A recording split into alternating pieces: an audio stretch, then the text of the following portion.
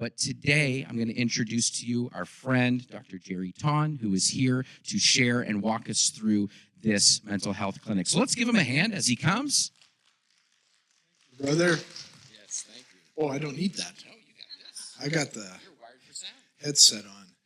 It's an honor for us to be here. Yeah, we do a lot of traveling. We right now we facilitate over 30 seminars a year. I used to teach psychology. I taught undergrads for 15 years, and in 2018, the PAOC came to me and said, "We're looking for someone to take the mental health discussion across Canada. Would you be interested?" And I said, "Absolutely, I'm on board." It's been an exciting journey, to be honest with you. We have seen God do some incredible stuff through ministering in mental health. One of the highlights that comes to my mind is if you ever, you could actually Google this right now if you wanted to. Are you allowed to Google in church? Yeah. In Pakistan, they burned down 25 churches. Extreme Muslims did, extremist Muslims, and 400 Christians were misplaced. Their houses were burned down. The pastor that was on the scene, he was from Canada. He was smart enough to phone CNN. They arrested 2 people, but after he called CNN and Reuters showed up, they arrested 25 people. So it was very interesting to see that journey. And so there were 400 Christians that they transported to the major city in Pakistan. And we did a one-day trauma healing seminar for these 400 displaced Christians. So we've had some highlights in our life, seeing how God kind of takes traumatic events and can turn them into good. All things work together for good, Paul writes, and that includes the difficult things, the bad things, even sinful things that we sometimes do, and God turns those around for good. And I believe even in the mental health journey that happens. I think I'm going to start with prayer. Is that okay? And then we'll start. Father, I just thank you today that we can be here in South Porcupine Pentecostal Church. I pray, God, that you would just strengthen us, give us your wisdom, I pray for your help, your anointing, your strengthening as we work through this very, very important subject of mental health. I commit this day to you in Jesus' name. Amen. The other thing I was going to say is we're probably not going to deal with extreme stuff today. Like, I don't think this seminar, I forgot, but I don't think we deal with suicide in this one. But if there's anything that triggers you, feel free to just take a break if you have to. And if you're going to the bathroom or something, I'll say, give me a thumbs up to make sure everybody's okay. Because this is a triggering kind of a workshop that we're doing today. And trust God will help us through it. It's also integrated, which means we're going to look at Scripture. I'm going to start off with a video clip from Focus on the Family with a neuroscientist. And I found it very intriguing. You look to the book of Luke in terms of this development of the holistic human experience. Tie that scripture together for us. Yeah, I mean, I think obviously virtually every Christian believes that we are more than physical, and they certainly recognize that we are physical. But oftentimes we think of ourselves as just physical, and maybe one day we'll just kind of poof into the clouds or something. But Luke 2:52 talks about Jesus growing, and it says Jesus grew in wisdom and strength and in favor with God and man. And I see that really as kind of the 4 aspects of a human. We're spiritual, we're mental, we're physical, and we're relational. We even see that in Mark where Jesus is quoting Deuteronomy and he talks about the physical and non-physical aspects of our being. He says, you need to, focus on God with all of that, and you need to love your neighbor as yourself, because that's the relationship part. So when a person is struggling with a mental health problem, or a family is trying to deal with a person with a mental health problem, they're affected at all those levels: spiritual, mental, physical, and relational. And the church has an opportunity to engage them at all of those levels and assist them at all those levels, which is something that the secular community simply cannot do. Yeah, it's so true. You know, this may be the most interesting of the questions I've been able to ask. And when you look at Scripture, so often we'll say, you know, there's a lot of dysfunction in the Bible in human beings. When you look at Scripture as a neuroscientist and you look at some of the characters there, what do you see? What diagnosis do you make?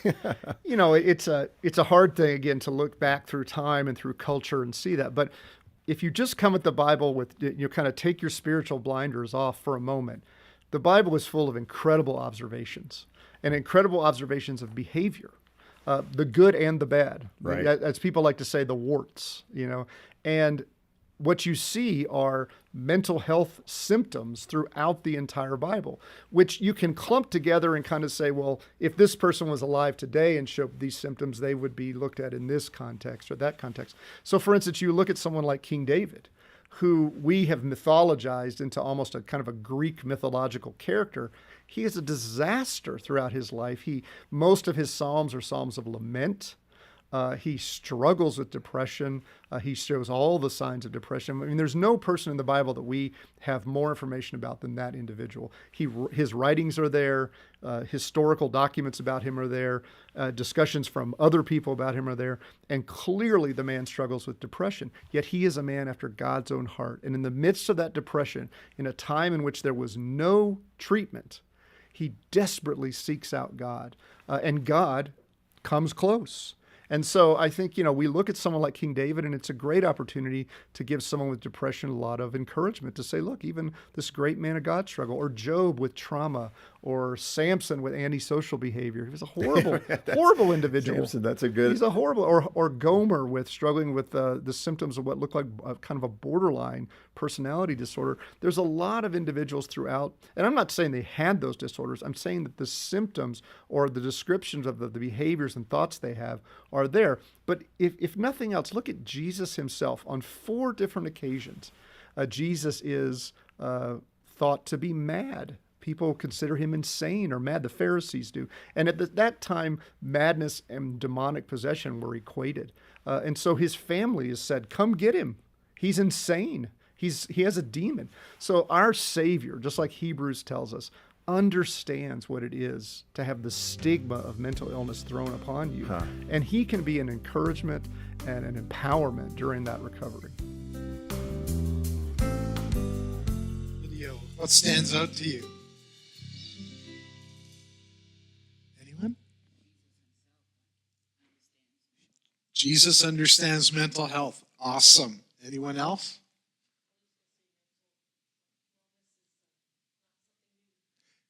It's not something new. It seems to be found in Scripture. You know what stood out to me? I'd never heard this before, that King David wrestled with depression. I never processed that. But if you look at the Psalms, 2/3, I think, or 60-some%, are lament Psalms, seems to be a strong indicator that that may be true. Right? Fascinating, isn't it? Yeah. Anybody else? Or and they're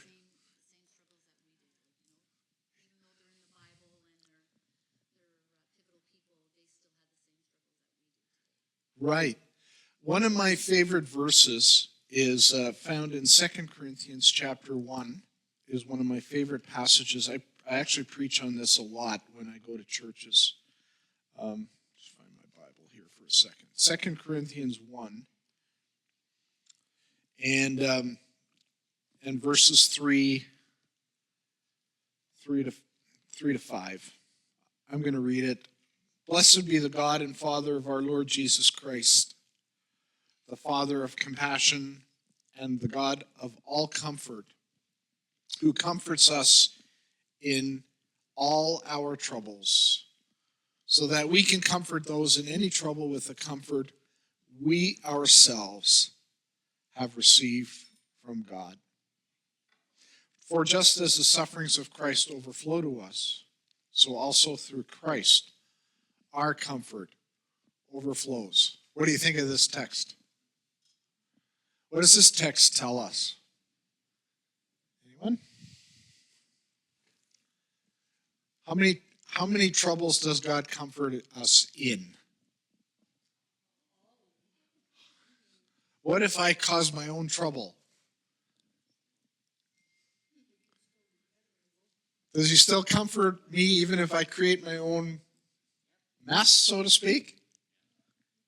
He comforts us in all our troubles. And what's the purpose of receiving comfort from God, other than obviously it's beautiful to receive the comfort from God and to be encouraged by the Holy Spirit. But what am I supposed to do with that comfort that God gives me? Comfort others. You see the work of the church here. It's pretty fascinating, right? So today in the seminar, we're going to do what's called an integrated workshop. And integrated means we merge like science, true science. I'm not talking about false science because there's false science out there. But true science supports God completely and the Bible. And they are actually integrated, right? Who created science? God created science, right? And so true science supports Scripture. True science supports God. Now, there's this anti-God science out there because we don't want to be responsible to a higher power. We don't want to acknowledge that he actually created us. So there is this anti-God movement within science, and I acknowledge that. But I'm talking about true science. And true science supports God. So my brother-in-law is a medical doctor. Two of our nieces are medical doctors. And another nephew of mine is an optometrist, right? And my son-in-law has a master's in biochem. They're all Christians, all these people that I just mentioned. And they will tell you that true science supports God. And God supports true science. So we don't separate science from God. I have a sermon on Elijah that I preached last Sunday in Englehart on Elijah and his amygdala. Right? His right amygdala, what if, the left, try this, you know. Although they work together, the amygdala, the two of them. This part of the brain is more the reactor, fight, flight, freeze. Did Elijah go through all that? Did he fight? Did he flight?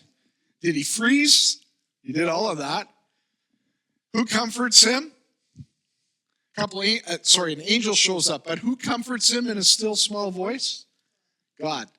So that's my integrated sermon between science, the way the brain is made. Does it make sense? And God. I'm also going to say, this is all my preamble today, that not everybody is demon-possessed who's in a state of psychosis. Dopamine, I had this kind of a, are you okay with dark humor around here? You forgive me? I said, like, psychosis is dopamine and serotonin. The levels aren't great. You know what I'm saying? And medication gives us good levels. And here's my dark humor. It's funny the demons haven't figured that out, because when a person takes meds, they're okay. The demons haven't even figured that out, right? Because it's not demonic. It's an imbalance between serotonin and dopamine levels in the brain. So years ago, how many of you grew up in the church? Okay, I love the church. I'm an old-time Pentecostal. I was born in the pew. No, I was in a hospital and then taken to the pew. My parents were believers. My grandfather was a pastor. Okay, so I got the whole Christian thing, right? But we used to look down on mental health issues. We used to connect them to demonic activity. We didn't consider science enough. I'm talking to this is my experience. I'm sure there were other people who had it right, but this was my experience, my personal experience. And I'm grateful that we can integrate the issues, right, of spirituality and science. The other thing I noticed growing up is if somebody had diabetes, we didn't walk around and say, George over there has diabetes. Did you hear? George has diabetes. Never heard that. But Fred over there, he's a mental health issue. He's got mental problems. I heard comments like that. Now, anybody connecting with me? The diabetic person, we laid hands on them and prayed for them and loved on them. But the mental health person, we were trying to cast out demons. Actually, heard a story this week in one of our churches. There's a lady struggling and they're trying to cast out a demon. She's got mental health challenges. I just heard that story from the pastor. Pastor wasn't involved. It was a private prayer meeting, you know. Pastor called me because he's angry that would happen. So you tracking with me? The whole stigma issue, right? Okay, that wasn't in my notes or my plan, but I sort of went off track here. But I'm trying to set the stage here. That stigma has been around in the church. Not for the person struggling with diabetes, not for the person with cancer so much, not with the person with a heart condition, but for the person who's got mental health challenges. Because the brain is also an organ. Did you know that? Just like your pancreas is an organ, your brain is an organ. And so we're going to do a bit of a deep dive today into mental health. We're going to do like a 10,000 foot, but I'm not going to, let me reframe deep dive. We could spend a whole seminar in each subject that I'm going to mention, but deep dive as in, maybe that's the wrong word. I take that back. Actually, a 10,000 foot look at various mental health challenges. All right? So I'm going to start by saying that the church needs to be a place of triage. And my text in 2 Corinthians chapter 1 that I just read is my spiritual triage text. We receive comfort from God, who comforts us in all our troubles, so that we can comfort one another. That is the role of the church. The church should be the triage place for people with mental health challenges to come to and find the most encouraging support. World Health Organization has a definition of mental health. Mental health is defined as a state of well-being in which every individual realizes his or her own potential, can cope with the normal stresses of life, can work productively and fruitfully, and is able to make a contribution to her or his community. What stands out to you in this definition? Anything pop out? And I'll share with you what popped out to me. But go ahead if you want to. Coping with normal stresses of life. Sometimes a mental health challenge will keep us from coping with the normal stresses of life. Yeah, very good. Anyone else?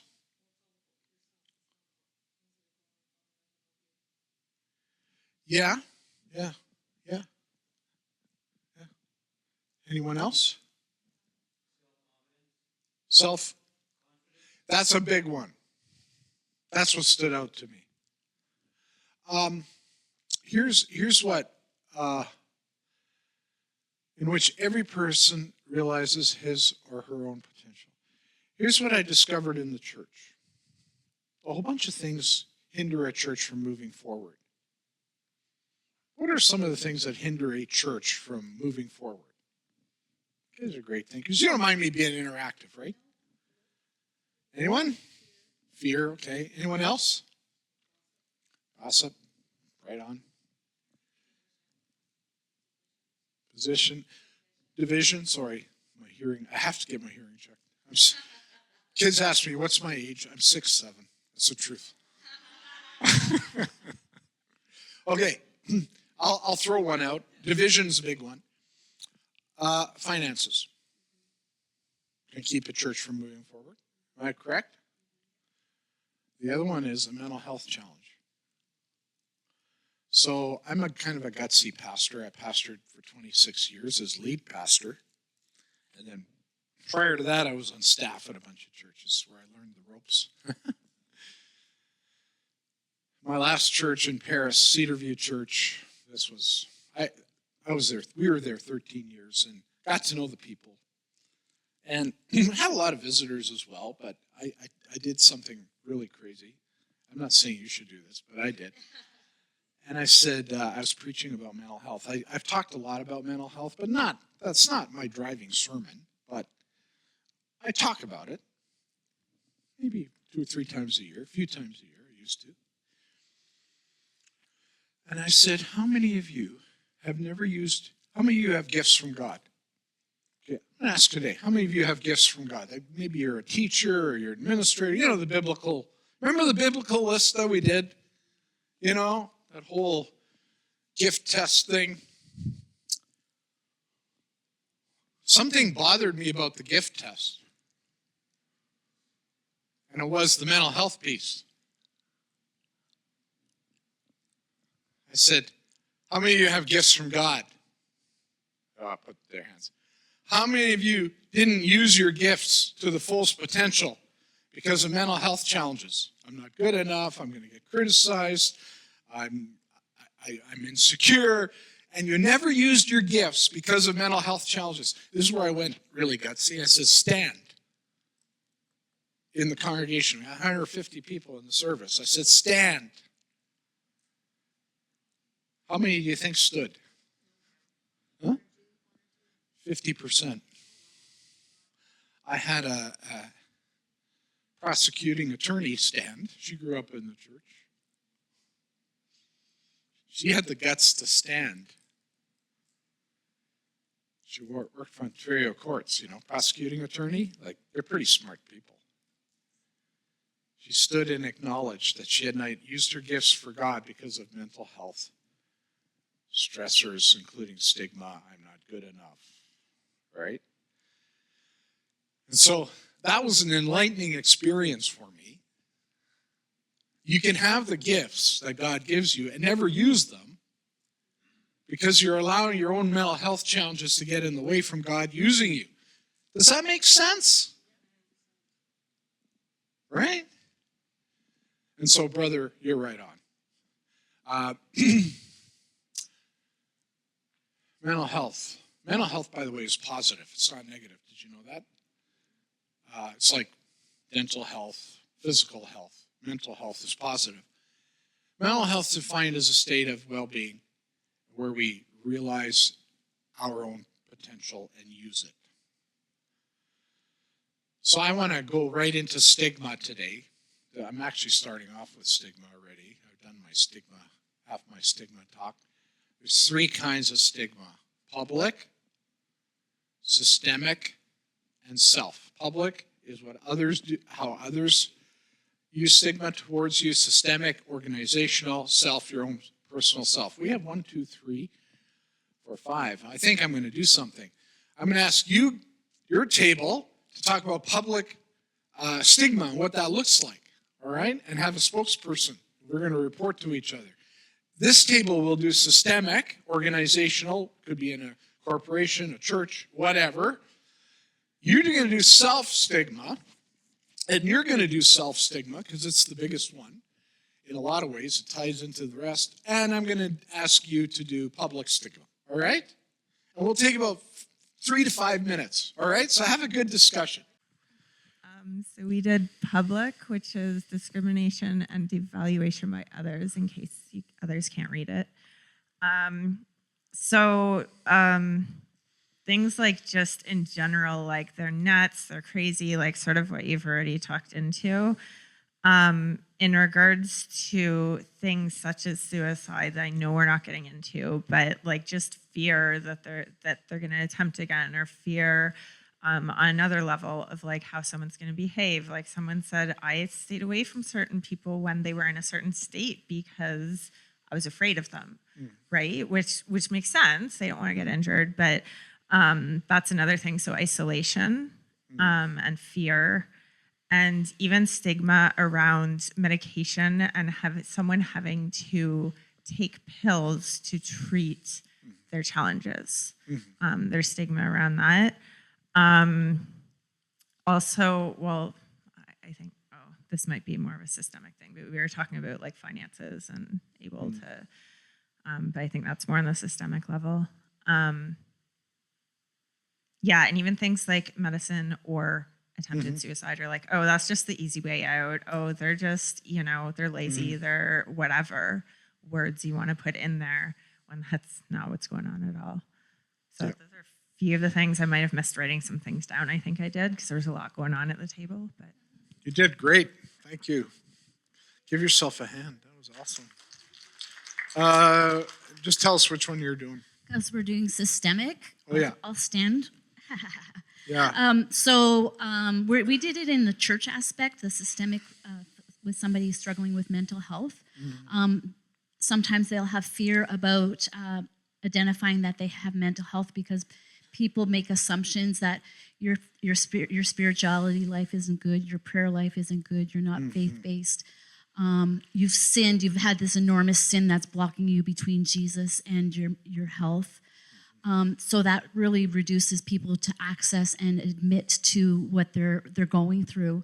And then even in the church also, we don't sometimes reach out to those people. We don't identify when they're having struggles, like if they're missing church or if they're staying away from things. There might be more than just because they're not coming. It could be based on a mental health situation that nobody knows and reaches out to.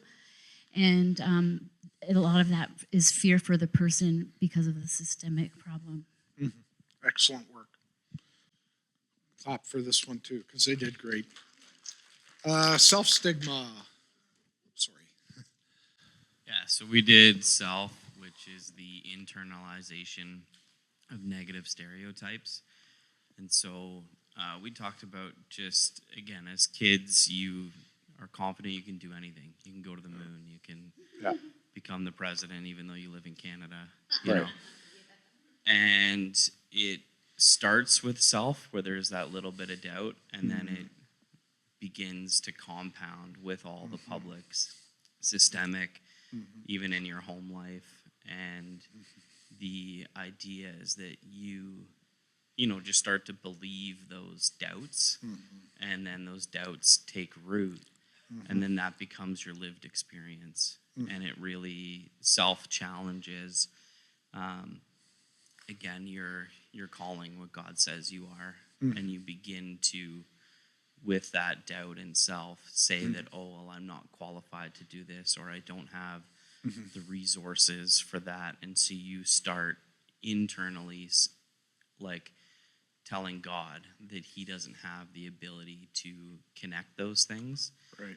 And then it just becomes a lived experience until you have community or you have family to say, like, no, like, I see those things, and allow those things to start growing and taking those steps. Right. So back to the World Health Organization, never reaching our potential. And I've seen that in the church, right? Because of self-stigma.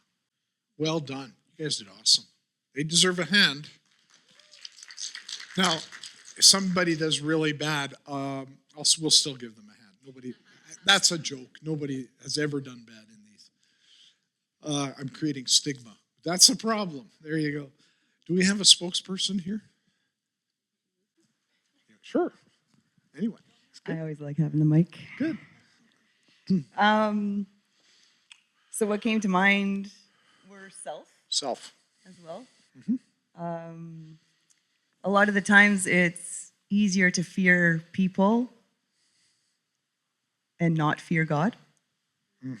Yeah. And like you were saying, Jordan, of our surroundings, how we were raised, how our parents are, the people that we hung around with, it's easy for that to cling to us. It's easy for us to think that, as when we're kids, it's like everything is fun and games, but we don't realize how much we're picking up as we grow. And if we're not trained to recognize things, and work through things, it's just going to bring us down. It's going to tear our self-worth.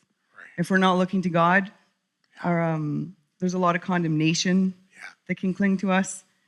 Power of the tongue. We're also sharing, like with our kids, like whenever they say, I can't do that, it's like, you can. Yeah. You can. Yeah. Even if right now you can't, Yeah. speak over yourself. Like, Yeah. I can. I'm Yeah. having a hard time, but I will do this. Yeah. It's good. So us speaking like that, and even for others to hear us speaking positive things, and, helps work on self-worth. Just constantly judging ourselves, not liking what we see in the mirror. It's like just a minute of looking in the mirror, not liking yourself, that just follows you your whole day. And then the next day you do it again. And it's just, it's little tricks along the way that just get you. That's deep. What you've done is deep. Isn't that deep? Yeah, they deserve a hand. And this group, which one did you do? We were public. Okay. We were public, so we just did what Jennifer said. Yeah. Actually, quite often a person will be in a group of people that has a different idea than they do, or different opinions. Yeah. And quite often that one person will not speak up. They have fear of being discriminated by the others, so they just be quiet, when actually they should speak up and speak their mind. And also quite often, you'll see someone who's acting strange. They may have autism or something like that, and so you back off. You don't welcome them. You don't speak to them because of lack of knowledge, of lack of confidence. You don't know how to deal with them, so you just don't deal with them, when you should actually show some sort of care. And culture is a very big one. If you're in a culture with other people, they do things different than we do, and we might think it's wrong, but once you get to know them, you find out it's just as good as yours. So it's sometimes better.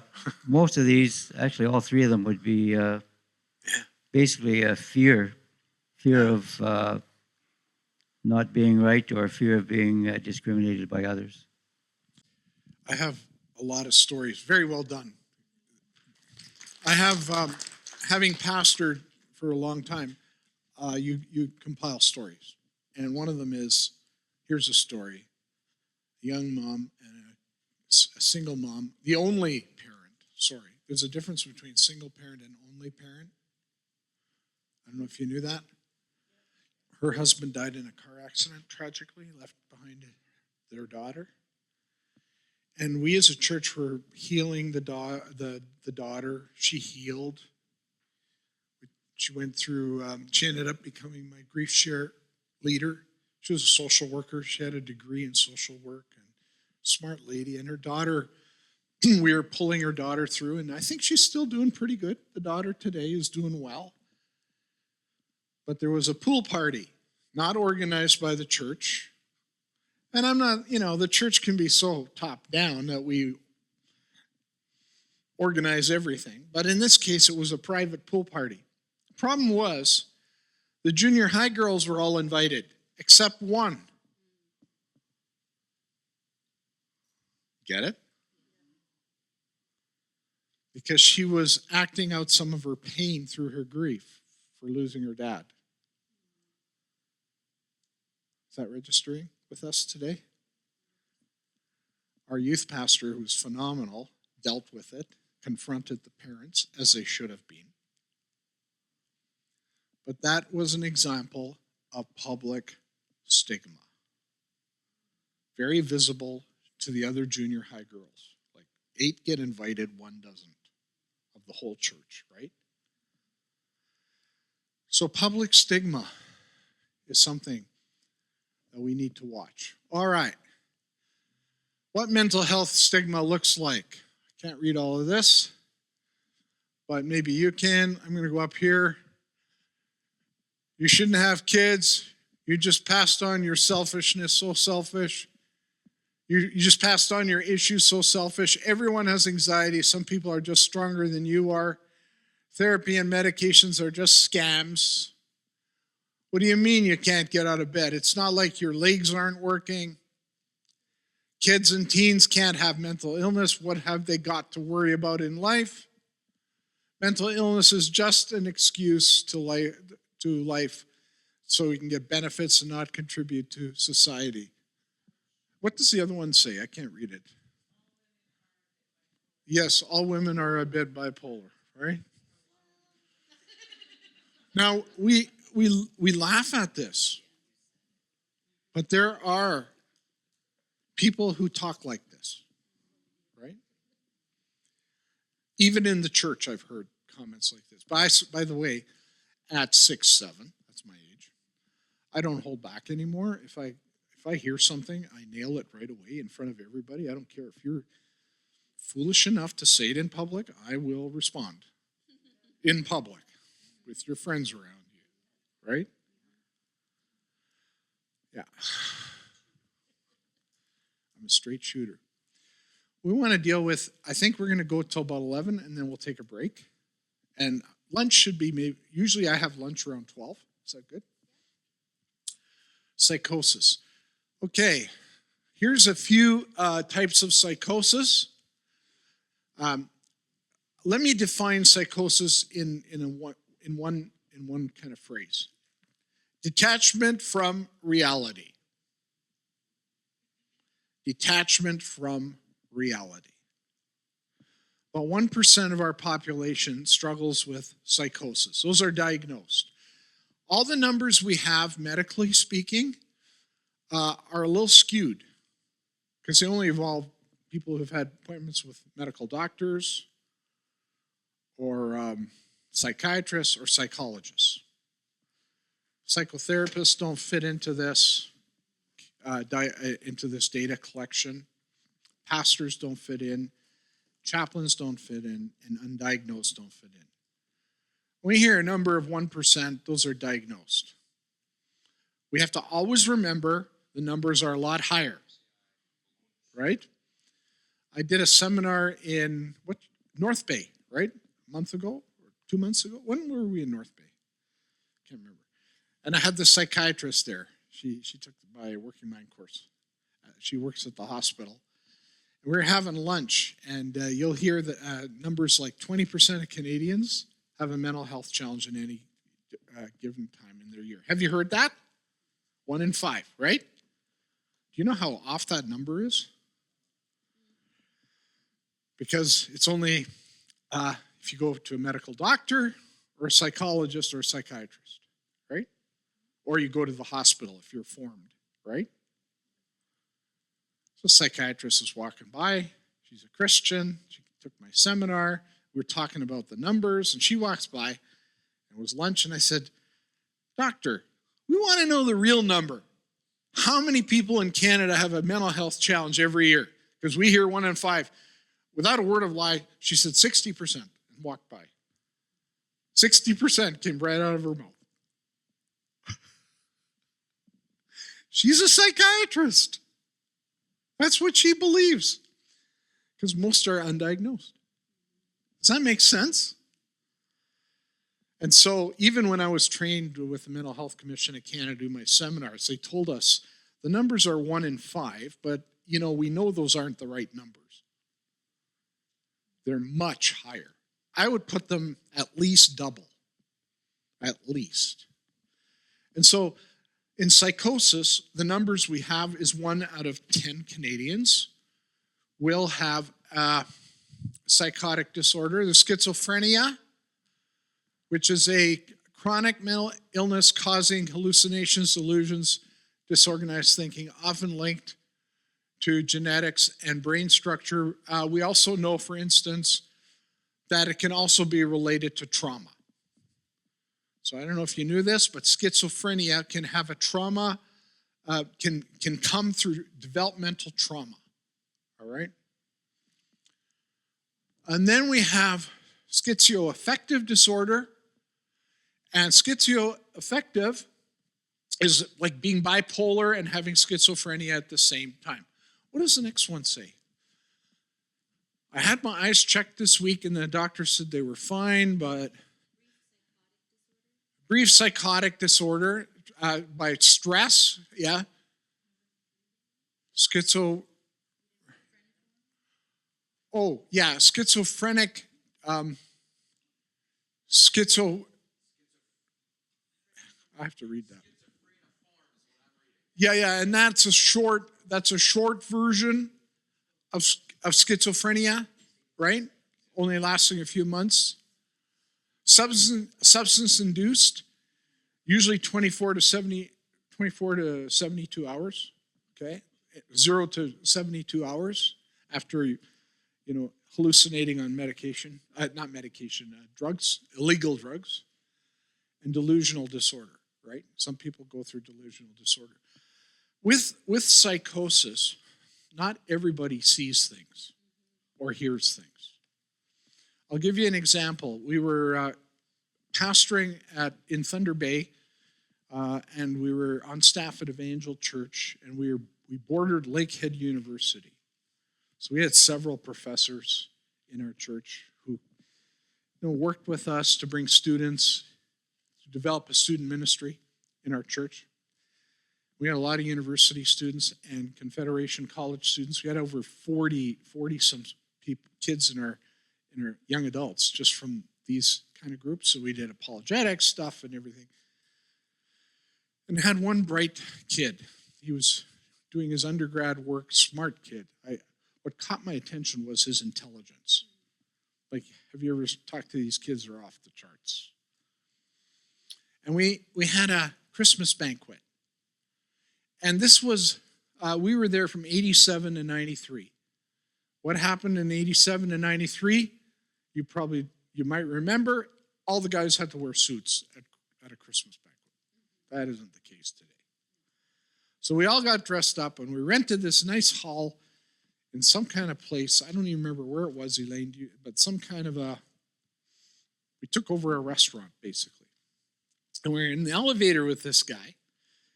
And he gets in, and Elaine and I are there, and he starts telling us, Gerry, I work for the CIA. Or CSIS, sorry, I work for CSIS. I'm in counterintelligence, and we're monitoring, Thunder Bay and Lakehead University, and I don't know what he all said. And at that time, I hadn't started my education yet. I have a master's degree in counseling, but I knew nothing about how to deal with that. I just knew something was off. And today when I look back, he definitely had a psychotic episode because many of them are working for CSIS and CIA and FBI. And we actually had a guy in our church who we are pretty sure was working for CSIS. His nephew even told me because he did strange things. He worked with the police, and all of a sudden he was up north for 3 months working for the government. And his nephew said, the rumor in our family is he works for CSIS, but he doesn't tell anybody. And so if you actually work for CSIS, like this guy in our church, you're not telling anybody. He was a bodybuilder, worked with the police, and, there were enough indicators out there that he was doing something. If somebody starts telling you they work for the CIA and they're in espionage, it could be an indicator, right, that something's off. Follow the money. I don't want to get into politics. Early signs, by the way, psychosis often develops in early teen life, 16 to 18, and parents often shrug it off as what? Teenage years, hormones, right? Sudden drop in work or school performance, flat effect emotionally. Yeah, you can take pictures of these. These are my slides. I give credit to where I got them from. Mood swings, difficulty concentrating, appearing suspicious of others. Self-care begins to decline. They don't take care of themselves. They don't shower. They withdraw socially. In some cases, hallucinations, and disorganized thoughts or speaking incoherently are signs of psychosis. Why do I mention psychosis in the church? Anybody? Why is this important? Do we deal with psychosis? We do. I had a guy, back to one of my stories, he caught me off guard. Great Christian brother. He had psychosis. He let everybody know. We loved him. One day, we had a nice cafe like you do. One day, well, almost every week, right? He brought to church a box of Coke. Not one Coke, a case of Coke, 20. And he'd sit down in the pew, and he'd have one after the other. So I had some well-meaning Christians talk to me, say, is this acceptable? I says, well, I'll talk to him. So I said, I'll call him John. That wasn't his name, because I want to protect his identity. I said, John, bring a case of Coke to church. Why do you do that? He says, Pastor, tell me the difference between the people who walk in and out getting coffee and me with my Coke. I says, you win. Bring your Coke to church. Right? And a funny story, right? But we loved on him. The people cared for him. We took him home because he often didn't have a ride, and so he often didn't shower, right? You remember that? But we loved him, right? He came to church loving Jesus, right? So psychosis does exist. One day I'm driving with him in my car. I'm giving him a ride home. He says, Pastor Gerry, do you see the spiders on your window here, right here? I said, John, did you take your meds last night? No. What happens when you take your meds? Do you see the spiders? He says, Pastor Gerry, when I take my meds, I don't see the spiders. I says, keep taking the meds. Right? By the way, about 80% of people with psychosis can be helped over time. Sometimes you have to get the right combination, and that can take months. Over time, to level out the right amount. Why is it, if there's 1% of the people who have psychosis, I live in the Toronto area. Well, we saw at least 2 people coming here today with psychosis on the street. At least 2. Why do we see so many on the street if only 1% have psychosis? You ever thought of that? Not diagnosed. Another one. That's correct. They're not treated. Did you know your family doctor might have psychosis? Your lawyer might? But they're on medication, and you would never know. So the people that we see walking around with psychosis haven't been treated and undiagnosed, and some don't want medication. So they're like, you got to factor that in. That's a hard one, right? But you can function in society with psychosis with proper medication. Again, it takes a while sometimes for the psychiatrist to work with you to figure out the levels. Does that make sense? So mood disorders. I've got 2 that I want to focus in on. Bipolar disorders and depressive disorders. Again, we're doing like a 10,000-foot look here, down. You can add a lot more to these categories. A lot of the material, when I taught psychology, I used most of my material out of the DSM-5 book. So it's the diagnostic book for mental health. And they do a really good job with the DSM-5. So here's some types of mood disorders. Bipolar disorder is a mood disorder, and I'm going to talk about that later. Seasonal affective disorder. Anybody ever have that happen to them? Yeah, sad. I'm not going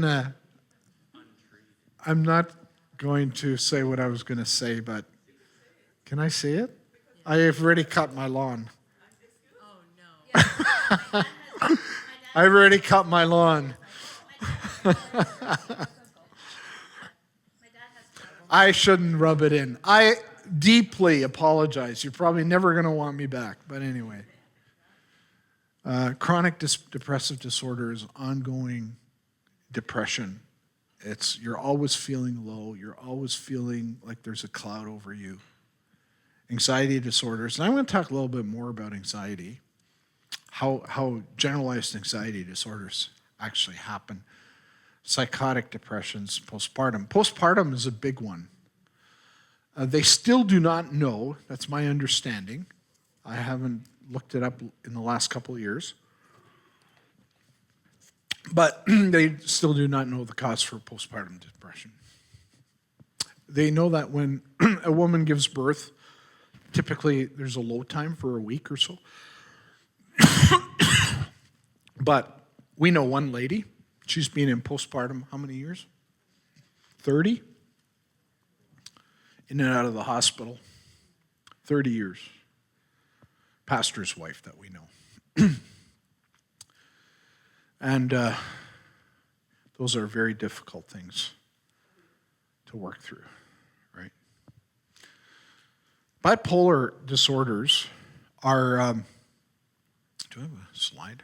No, I don't. Bipolar disorders are basically, there's incredible highs, we call those manic stages, and incredible lows, depressive stages. There's different levels of bipolar disorders. The mild, they're not, you may go like this, but the extreme, you go like this, and you go like this. So in the extreme bipolar disorder, the manic stage, you could be up for 3 consecutive days. It can be your artists, people like that. You can do incredible things, produce incredible stuff, right? It's interesting that a lot of the artsy field has been affected by this, creative brain side. And then be in a fetal position for 3 consecutive days in the basement of your house. Most people are not extreme, but they have these highs where they're really good and a lot of adrenal rush, and then there are lows, right? So when you take medication, it flatlines you. And I, again, have stories. Like a real estate agent who was a friend of mine. He was diagnosed with bipolar disorder. And he couldn't stand the medication because you need a bit of an adrenaline rush to sell real estate. You ever thought of that? Any real estate people here? No. Maybe not. I've dealt with them, so. Does that make sense what I'm saying? And that was gone. And he was a very successful business, like real estate agent, one of the top in our area. And when he went on the meds, it was gone. So he went off his meds. And started doing risky behavior. And went on a sailboat and didn't tie himself down. And he drowned. Another story, across the street from me, where we lived in Brantford, there was a very successful pastor. Successful numerically. He followed the Rick Warren model, planted a church that grew to 600. Not bad. About 5 years ago, Elaine, was it? 10? She's better with details. I'm more the conceptual, she's the factual detail, 10 years ago. Now, he was a high-level reformer. You know what a reformer is? Cessationalist, okay? In other words, he decided the healing ended when Scripture came. And he was extreme. He once had a pastor preach, a friend of mine from Iran preached in his church on giving your life to Christ, and he was upset because God decides who comes in. Like, he was really high-tech reform. Are you a pastor? I could tell. A lot of people don't know what I'm talking about, but you do. Something unusual happened in October 10 years ago. He decided he was healed. He never preached that. He was healed after being on medication for 19 years. He was healed. He announced to everybody he was healed. In March, he took his own life and hung himself. Right? So, bipolar disorders can be very, very extreme issues. Right? Any questions about mood disorders so far? What I'm talking about here. These are just some. There's many more. Then I've added a few others. Borderline personality disorders. That's happening more and more. Borderline is because of traumatic events in your life, your brain, your critical thinking skills, and your emotional side of your brain, actually the whole brain then, does not function well. All right? So I'll give you an example. You crave relationships and sabotage them at the same time. Have you ever seen somebody do that? Borderline personality disorder. And I picked out the seminar I did last week. I went to, and I'm not trying, it's just my years of doing this. I'm not trying to boast or anything, but I went to Andrew and I said, that person and that person's borderline personality disorder. He says, that one I know. I said, that one is too. Lo and behold, she comes to me during the break and says, I have been diagnosed with borderline personality disorder. So, and that was just by watching how they talked, like how they responded to questions, right? So these are people that they're coming into our churches. And we need to love them. And they sabotage relationships. And then the boards of our churches tell us we have to exercise a thing called church discipline. And we don't even recognize that there's a mental health challenge. And we often spiritualize it away and say, they're not godly, they don't submit to authority, they don't submit to Scripture. So for a pastor, a couple pastors here that I see, 3 pastors, it becomes very challenging because they will get into relationship problems. Have you experienced that? So then the church has a big job because how do we manage these polarities of mental health and sabotaging relationships while craving them? They'll actually crave a relationship they often almost lock themselves into one person or 2, right? And they will phone that person and they will go and she will want to go for coffee and lunches and just be their best friend. And then 3 days later, sabotage that person publicly, like go around, gossip against them. And then 3 days later, want that relationship back and phone again, right? And this, oh yeah. Anybody know anybody with borderline personality disorder? Yeah. And so it is a very challenging thing for the church to deal with. Because we still have to have healthy churches. We cannot allow relationships to be sabotaged. And we have to love on those with borderline personality disorder. There's no effective medication that has been produced to deal with this issue. Its root cause is traumatic developmental trauma. Developmental trauma is the highest level of trauma, did you know, in a lot of ways. Because if you ever studied psych, anybody ever studied psych, you know Piaget, development of the brain. It used to be that the female brain was developed around 25 and the male, that's right. No, the male brain around 25, the female at 22. Do you know those numbers are wrong now? They are now 28 for the male, 25 for the female. We've gotten smarter in one level and less brain development. Now put that one together. There's different theories as to why that is. One main theory that seems to catch my attention is the level of resilience has dropped in our culture. Okay? As the reason why Piaget's numbers are rising. 28 and 25 now. So here's the deal. Children cannot handle trauma like adults can. So developmental trauma, that's why we have such harsh laws, and I agree 100% with them with child abuse, right? Because developmental trauma, like if somebody tries to traumatize me as an adult, I can handle that a lot better, right? Than a child being traumatized. And so borderline personality disorder, we really strongly believe has its roots in developmental trauma.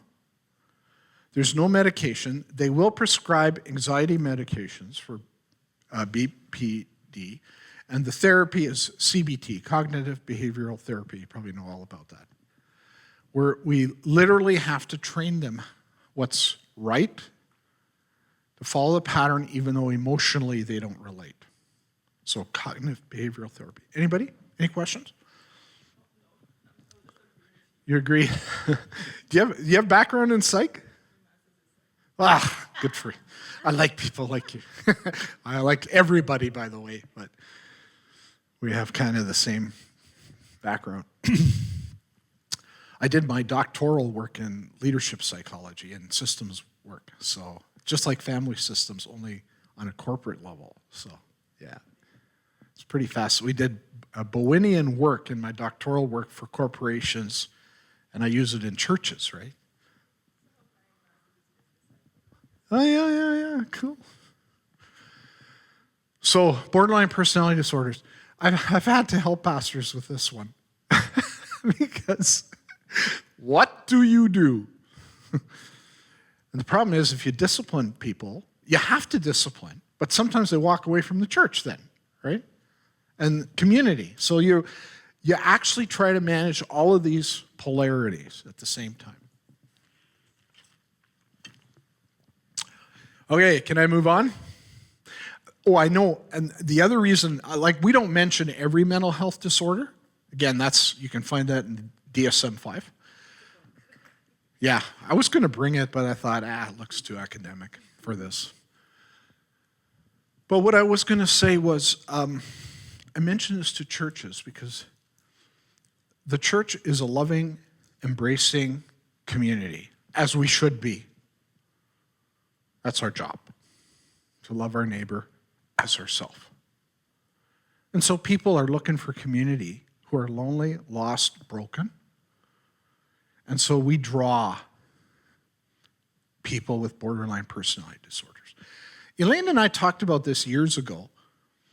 And it was interesting that the Pentecostal church, and again, please don't take this the wrong way. I am Pentecostal through and through. I am baptized in the Holy Spirit. I went to Baptist seminary, and they said to me, Gerry, my grad work was there, you're actually quite normal for a Pentecostal. So, I brag about my Pentecostal history. I have no issues with that. But we used to draw a lot of mental health challenged people to our circles because of our emotional, historically was, I think we're more balanced now, but historically our emotionally kind of focused ministry drew a lot of mental health patients, right? Maybe not all bad, because we're supposed to be an embracing community. Does that make sense? Right?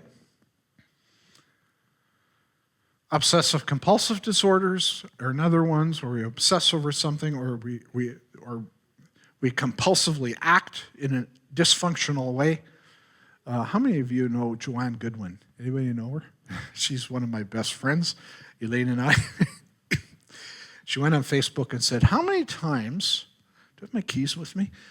How many times do you lock the door of your car? Yeah. How many times? I know people wrote in 10 times, 5 times, 3 times. And at the end, she wrote, I was checking for obsessive compulsive disorders in this group. That's her humor. It was so funny. But you know what I'm saying, right? We all have some of those tendencies. But in extreme cases, it can be very unhealthy. Right? You obsess over stuff that's not important, or you are drawn to an activity, to an addiction that is unhealthy. Eating disorders is another big one that we wrestle with, often with adolescents, right? Again, I'm going to try to touch on this later on.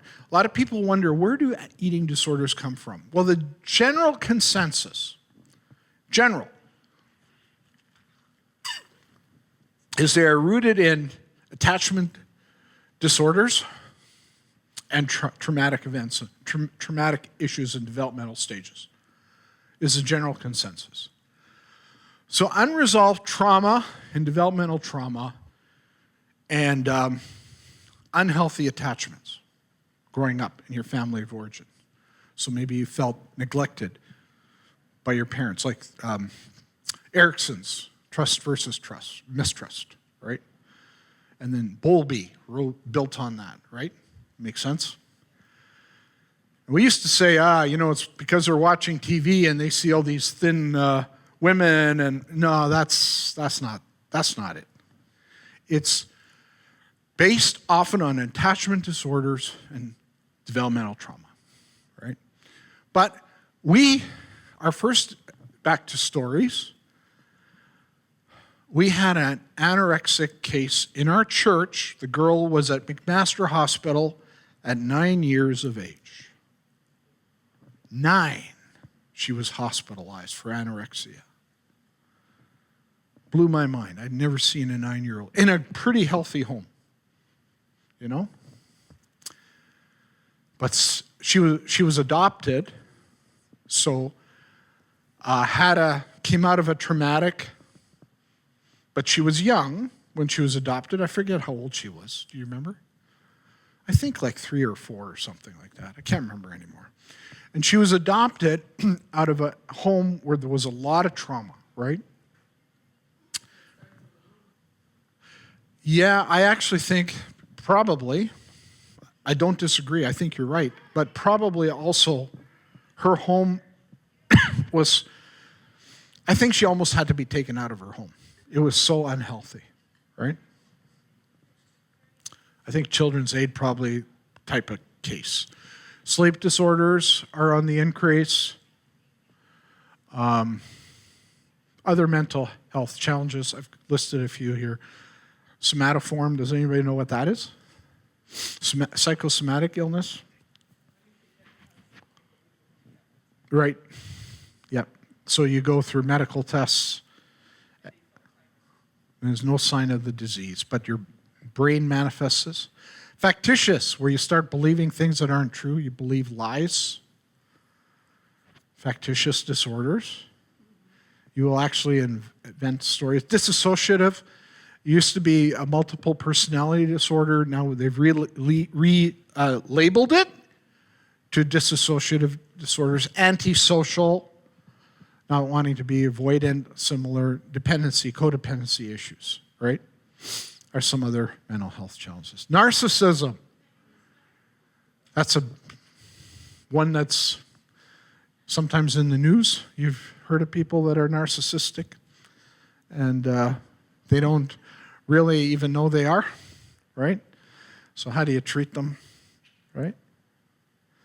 Passive-aggressive. That's also one that I've wrestled with, passive-aggressive disorders, where they're really nice to you, but at the same time trying to rip you off, right? Sort of against you. Underneath, they're attacking you, but in your face, they're really nice. Passive-aggressive behavior.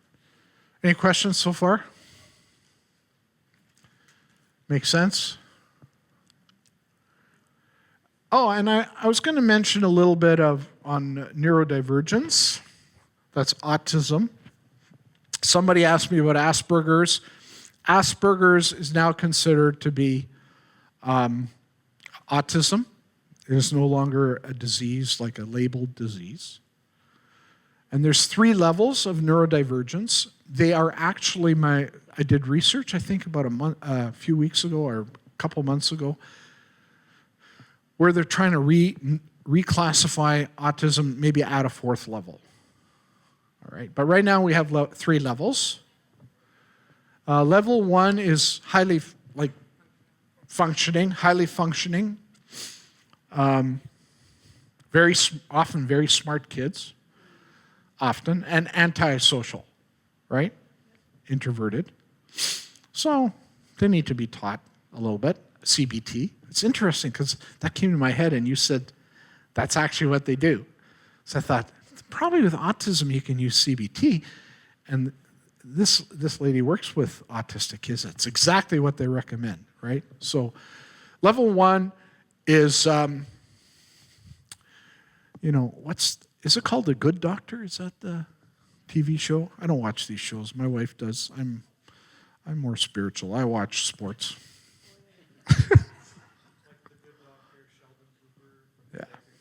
Yeah.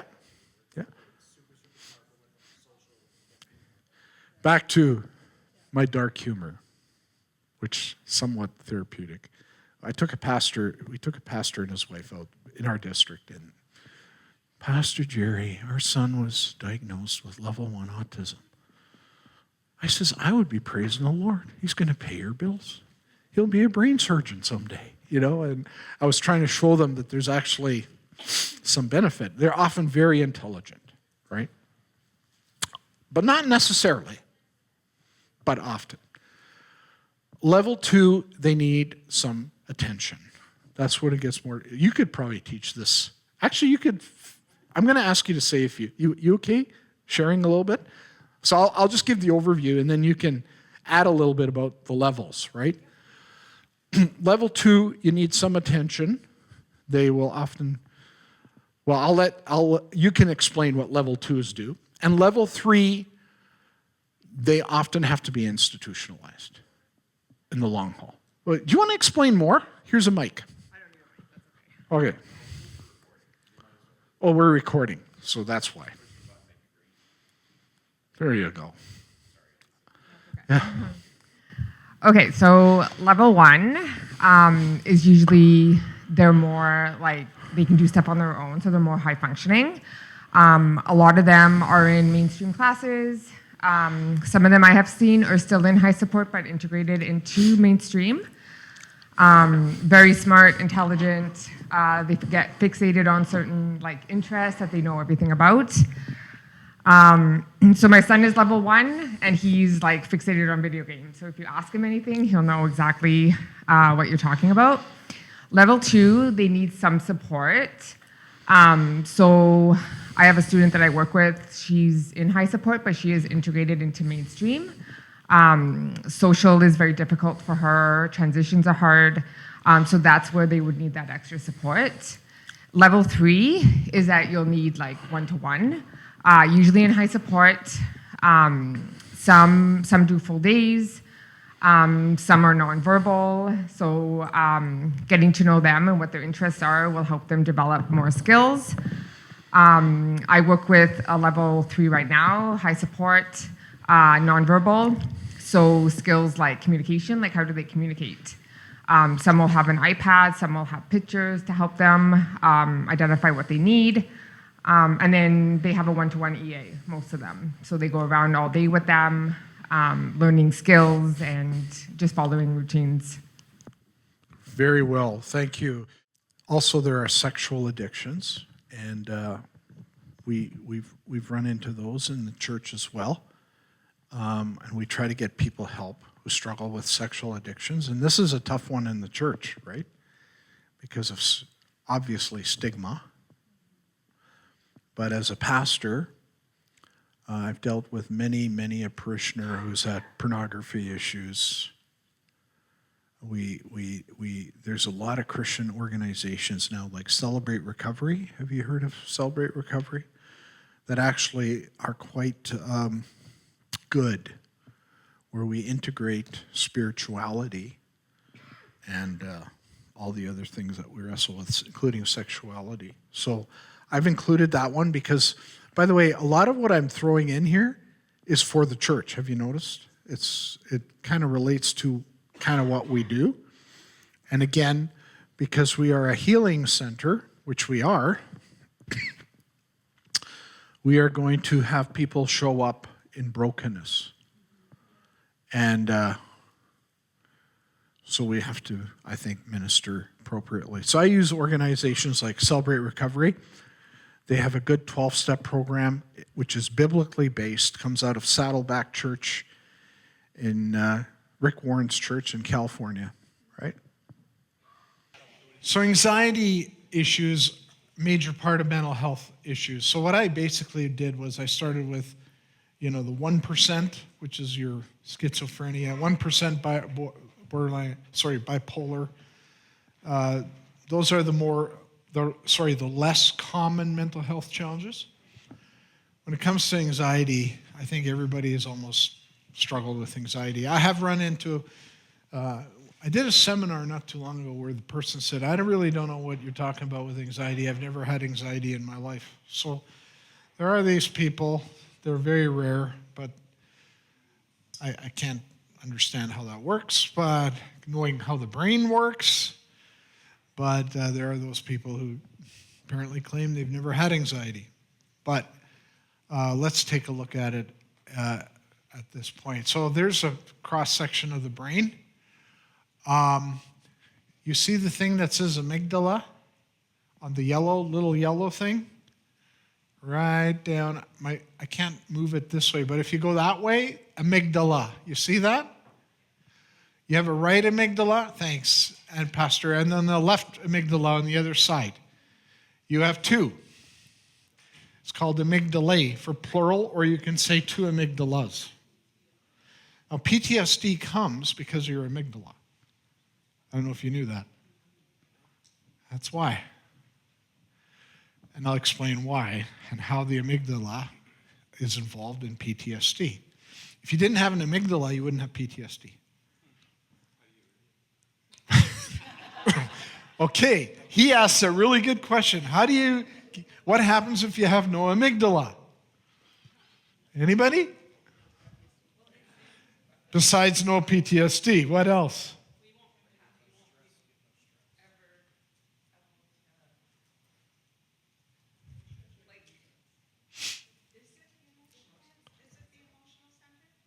Well, here's what the amygdala, sorry, go ahead. Yeah, exactly. If you had no amygdala, you would walk across the highway, and if a car's coming and hits you, you wouldn't be afraid of it because no amygdala. There's people who've had brain damage where the amygdala is affected, and their sense of safety is gone. So the amygdala actually protects you, right? It protects you. It'd be similar to someone like that has Alzheimer's and they're walker, like that. Yeah. They lose that concept of Right. That's it. Great analogy. Did you hear that? Like someone with Alzheimer's and walks around and has lost a sense of safety, right? So the creation of the amygdala is really important. But like anything, there's pluses and minuses, right? Positives and negatives. The right side of the brain. Now, the amygdalae work together, all right? They work together, the right and left. So you can't actually dissect it 100%. But people who study the brain would say that the right amygdala is more your reactor, although it works together with the left. It's like a marriage, right? The right is your fight, flight, freeze part of your brain. When a traumatic event or a stressful event has happened in your life. The left is trying to process what happened. Okay? So I want to develop a little choir this morning. Are you guys okay with that? You're going to be part of my choir. We're going to sing. First, we're going to sing what if, what if, what if. Let's do it. What if, what if, what if, what if. Now we're going to sing, try this, try this, try this, try this. Now let's put it together. What if, try this. What if, try this. What if, try this. What if, try this. And what goes to your front of your brain, the prefrontal cortex of your computer is, you are totaled, man. You are done. And there, let's do it again. What if, try this. What if, try this. And now you have what's called a sleepless night. Anybody ever have that? Has anybody ever experienced that? What I just did. And the information goes to the prefrontal cortex, and that's where we get a thing called cognitive distortions. We tend to think the worst case scenario, right?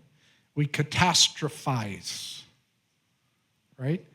This part of this prefrontal cortex, your computer, usually does not interpret information well under stress. You tend to think the worst. Does that make sense so far? Anybody ever have that happen? Yeah. But the amygdala protects you, keeps you safe. It's what, if I see a bunch of cars coming, I'm not going to walk across the road. It's my right amygdala going, Gerry, don't do it. Don't do it. Don't cross. Right? It actually helps me. So anxiety and stress kind of work together. Here's a little picture. And anxiety comes out of a stressful situation. I've got a better chart known as the mental health continuum model. Anybody ever seen this before? One person? Have you seen it?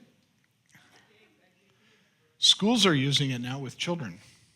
I saw it, we were in, our kids go to the Christian school, King Christian School in Bradford, and our youngest grandchild, well, that's at the school, they had continuum up. So school systems are using it. Some have 4 or 5 colors, some have 3 colors. With kids, I think they have 3 colors. I want you to know something.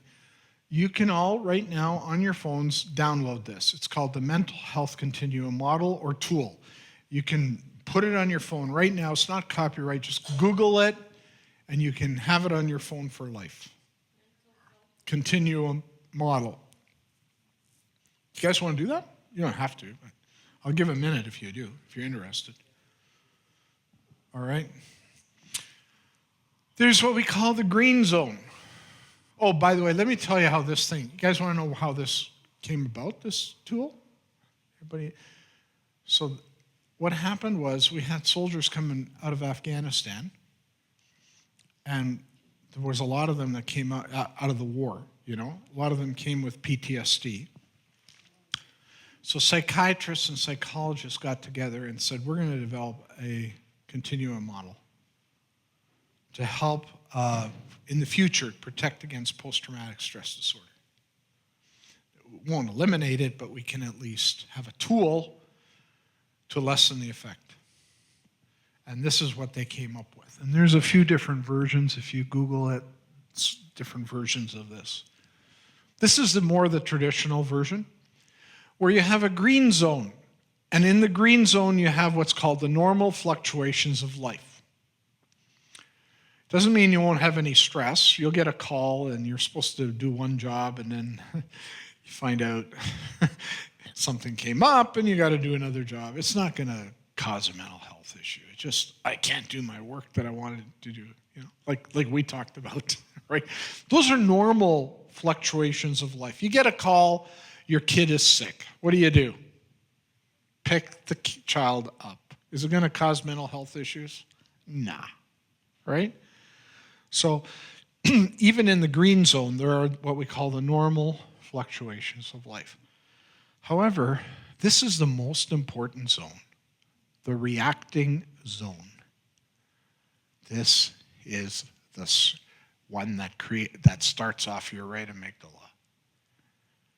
When you, on a Friday afternoon, your boss calls you to the office and says, buddy, There's a stressful issue I got to talk to you about. It's a deep, concerning issue, right? With your job. I'll talk to you about it on Monday. Have a good weekend. What's going off in your brain? Just give me some thoughts here. What's going on? I did something wrong. What else? Am I going to lose my job? What else? What are people going to think? Yeah. And at that point, your right amygdala starts firing. And the what if, and try this, and you don't even know what it's about. Or you get a health diagnosis. Doctor's office says, we got your blood work and we're concerned about something. What happens? Right? Or your car is taken into the shop and it's $3,000. You thought it was a $300 minor issue. Right? So in the reacting zone, that's where the right side of your brain goes, what if, what if, what if. So I had this talk about the amygdala, the right and the left. I went to a seminar and a doctor talked about it. The doctor, he was the one that said, the right amygdala, what if, the left, try this, try this. I said, I'm going to steal that. That's fantastic. That way we can understand how it works, right? And so right away let's use the analogy of your boss calls you in on Friday and he'll talk to you about it on Monday. Isn't that cruel? At that point, what if is going off. And what's the right side of your brain trying? What if? What are you trying to do in the what if stage? What did I do wrong? Yeah? So what do you do? 360s, night and day. What was it last week's project, Your left brain, what's your left brain saying? Try this. Well, you're coming up with you're doing mental rehearsal for every situation you encountered in the last month, right? And people who haven't handled the reacting zone well in life can move to this is over years, can move to the injured zone where they live in anger and anxiousness, feeling hopeless and helpless. It affects your performance, right? Because if you're not mentally healthy, it's going to affect your performance, concentration, right? Fatigue will increase, right? Blood pressure will increase. And if you live in this zone for a number of years, you can actually develop what's called generalized anxiety disorder, if that's how you live, in distortions. Because when you move to the right of this, sorry, where's my arrow? You move this way. Notice the arrow is both ways, eh? Going back and forth. But if you move to the right and you live that way, you're actually, once you're through the reacting zone, you start living a life in distortions. A friend of mine is a neurologist at the hospital in Sudbury. Born-again Christian, loves Jesus. She's credentialed with us now to do testing with our pastors.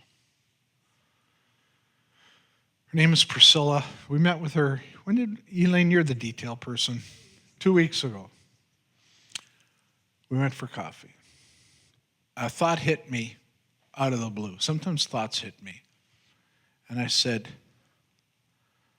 a major part of our mental health challenges are distortions, rooted in distortions.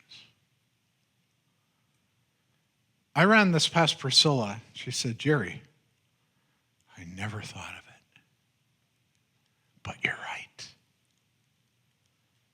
A lot of our struggles are rooted in the fact that we live in distortions. I'm not good enough. Back to stigma. I'm not good enough. I can't make it. I can't succeed. And year after year after year, that person doesn't like me. I'm not saying nothing because I'm just a dumb person anyway. And year after year after year, we live in distortions. And over time, we become ill, mentally ill, because we've been living in distortions. We've been living in stuff in a world that's not real. You tracking with me? Tracking with me? Yes. We've allowed the reacting zone to take over. And so our distortions are usually rooted in events. We could call it trauma in events. We talked about developmental trauma, where distortions come in, right? From childhood on. Does that make sense? Y'all tracking with me? And we start living in distortions. And interestingly enough, Satan is the father of lies. And so people in the church, because I've designed this for the church, we start living in distortions, in distortions, in distortions. We start living a lifetime in distortions. And we move into the red zone. Now, I want you to know something. I have a distortion team. Now, we have a small group. We talk a lot about accountability groups. I have an accountability group. I also have a distortion group. Anybody else have a distortion group? In my distortion group, I have a psychologist, a psychotherapist, and myself, 3 of us.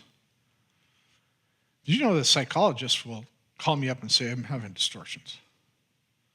Am I right? Am I wrong? Everybody has distortions. And my distortion team starts with Elaine, because I'm making something up that's not true. You guys okay with an untrue story? I'm at a board meeting. This is not true, never happened. I'm at a board meeting, church board meeting, and the board starts talking about the CE pastor as causing all kinds of issues, not doing her work, letting things lag, favoring people.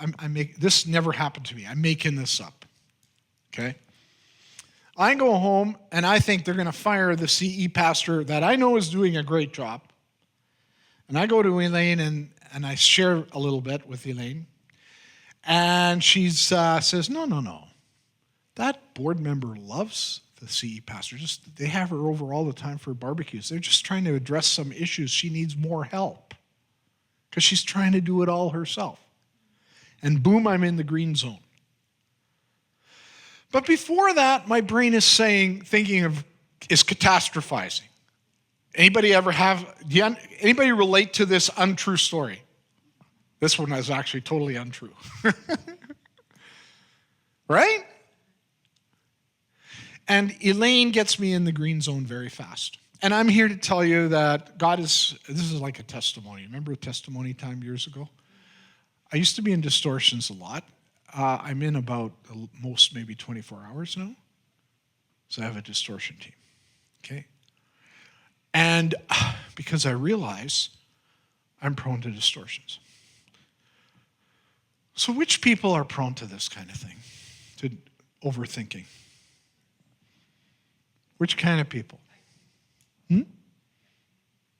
Sorry, what were you going to? Academics. High expectation, high education.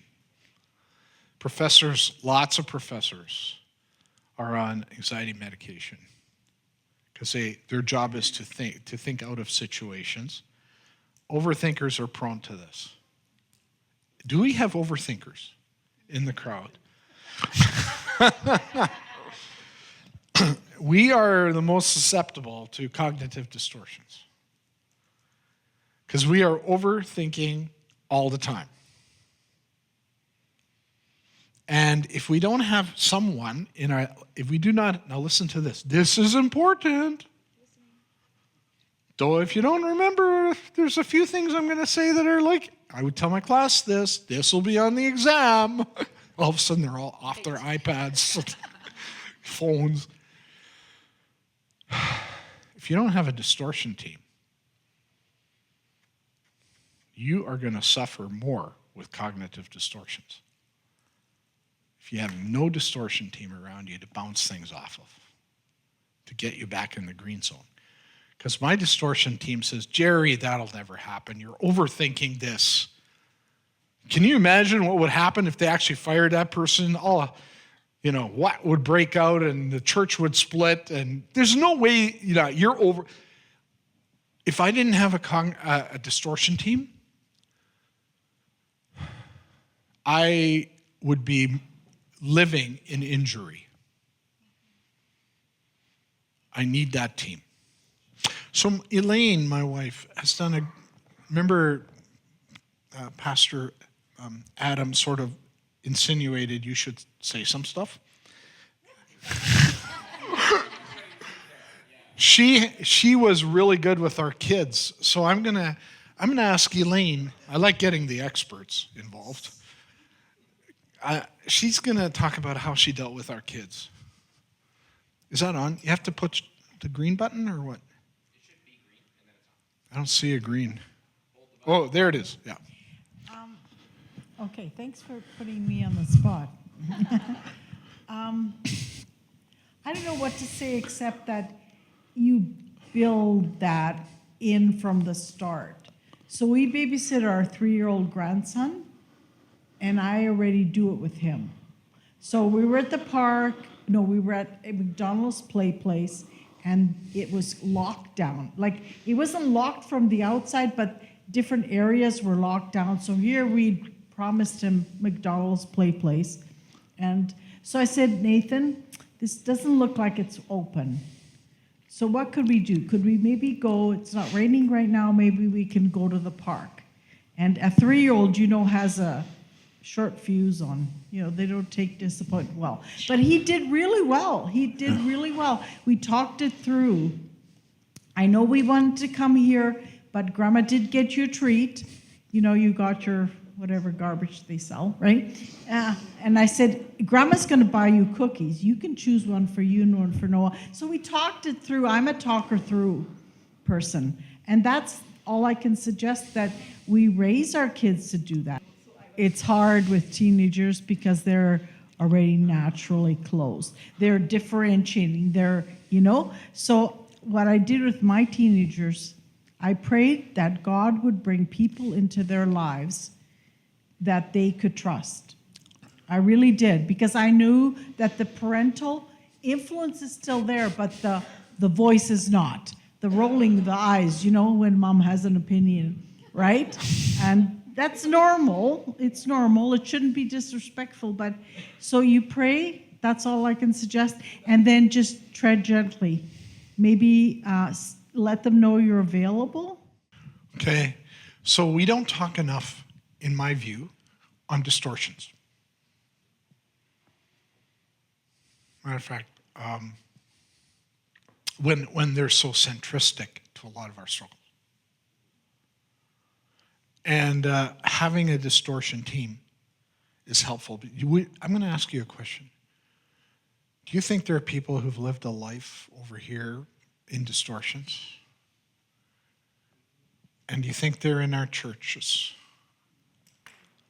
And they're in need of healing? Does that make sense? And so, therefore, when I do this seminar, I challenge people to have a distortion team, because some of us are more introverted, and there's nothing wrong with that. That's totally good. We're less prone to have a team around us. Smaller team. You're right. My wife's an introvert. Smaller team, but a team. The other thing I want to say is don't get everybody on your team. People you trust. I don't drink alcohol at all, but I like Cheers. How many of you remember Cheers? Because I saw a major therapy session where they were dealing with their distortions and they were getting healed. Does that make sense? Right? So there's funny stories about bartenders who become counselors or barbers. right? Where people just start unloading their distortions on the barber, right? And you ever had that experience something like that, right? And what it tells me is we actually need a community around us, a distortion community, to keep us from moving into distortions in life. Now I want to talk a little bit moving ahead, because distortions often are connected to trauma, developmental trauma. So if we've experienced any kind of developmental trauma, there's a very good chance we'll be living in distortions for years, unless we get counseling, like a psychotherapist or a psychologist involved, right? That child begins to live in a state of distortions. And when the definition of a trauma, sorry, the slide is not great. We tried it at home. I don't know what happened. It was unexpected, a traumatic event. We were unprepared. There was nothing we could do to stop it from happening. As we're slowly moving into post-traumatic stress disorder. And trauma, unexpected, unprepared, nothing we could do to stop it from happening. Trauma, again, is intensified with developmental trauma. And also the attachment issues. If we've had unhealthy attachments to our family of origin, that can affect us in how we move into, unhealthy attachments will create scenarios of distortions. That's what I want to say.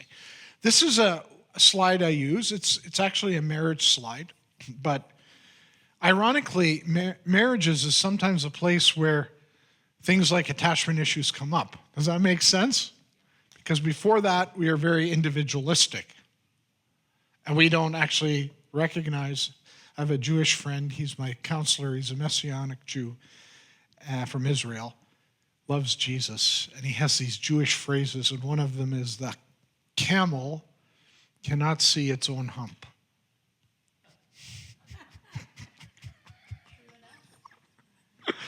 Should I say it again? The camel cannot see its own hump. It's apparently a Jewish saying.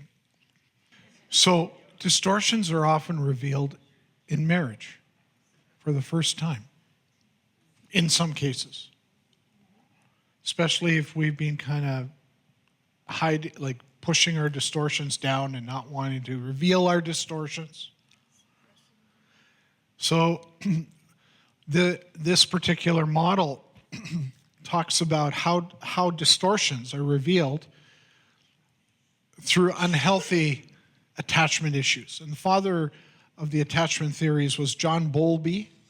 And you can Google him if you ever want to. I used to teach Bowlby at the school I was at. Did you study Bowlby? Don't remember. He was really good. You probably did, right? But ironically, distortions are manifest often in marriages. How many of you remember when you got married and then all of a sudden, marriage is an interesting thing, okay? The first 6 months is your honeymoon phase. That's when all kinds of wonderful things happen. You're in love. You're still in love. We're married 44 years this year, and we're still highly in love. 3 to 6 months is what they call in family systems. You study family systems, right? The crashing of the systems happens 6 months to 3 years in a marriage. And every family has their own systems and subsystems, written rules and unwritten, correct? Like if I walk into the house, there's no rule that says I can wear my boots into the house. But if I've been out in the mud and I walk into my house, don't take my boots off, what do you think is going to happen? Right. That's an unwritten rule. You get what I'm saying? We have unwritten rules. every family system at 6 months to 3 years develops their new rules. And there's a crashing, sparking. Most divorces used to happen. I haven't read the stats lately. Most divorces used to happen in the first 3 years of marriage because of the crashing of the systems. At about 3 years in your marriage, you've built new systems. So our kids grew up in our new systems. We combined our rules through the crashing of systems. You know, I had...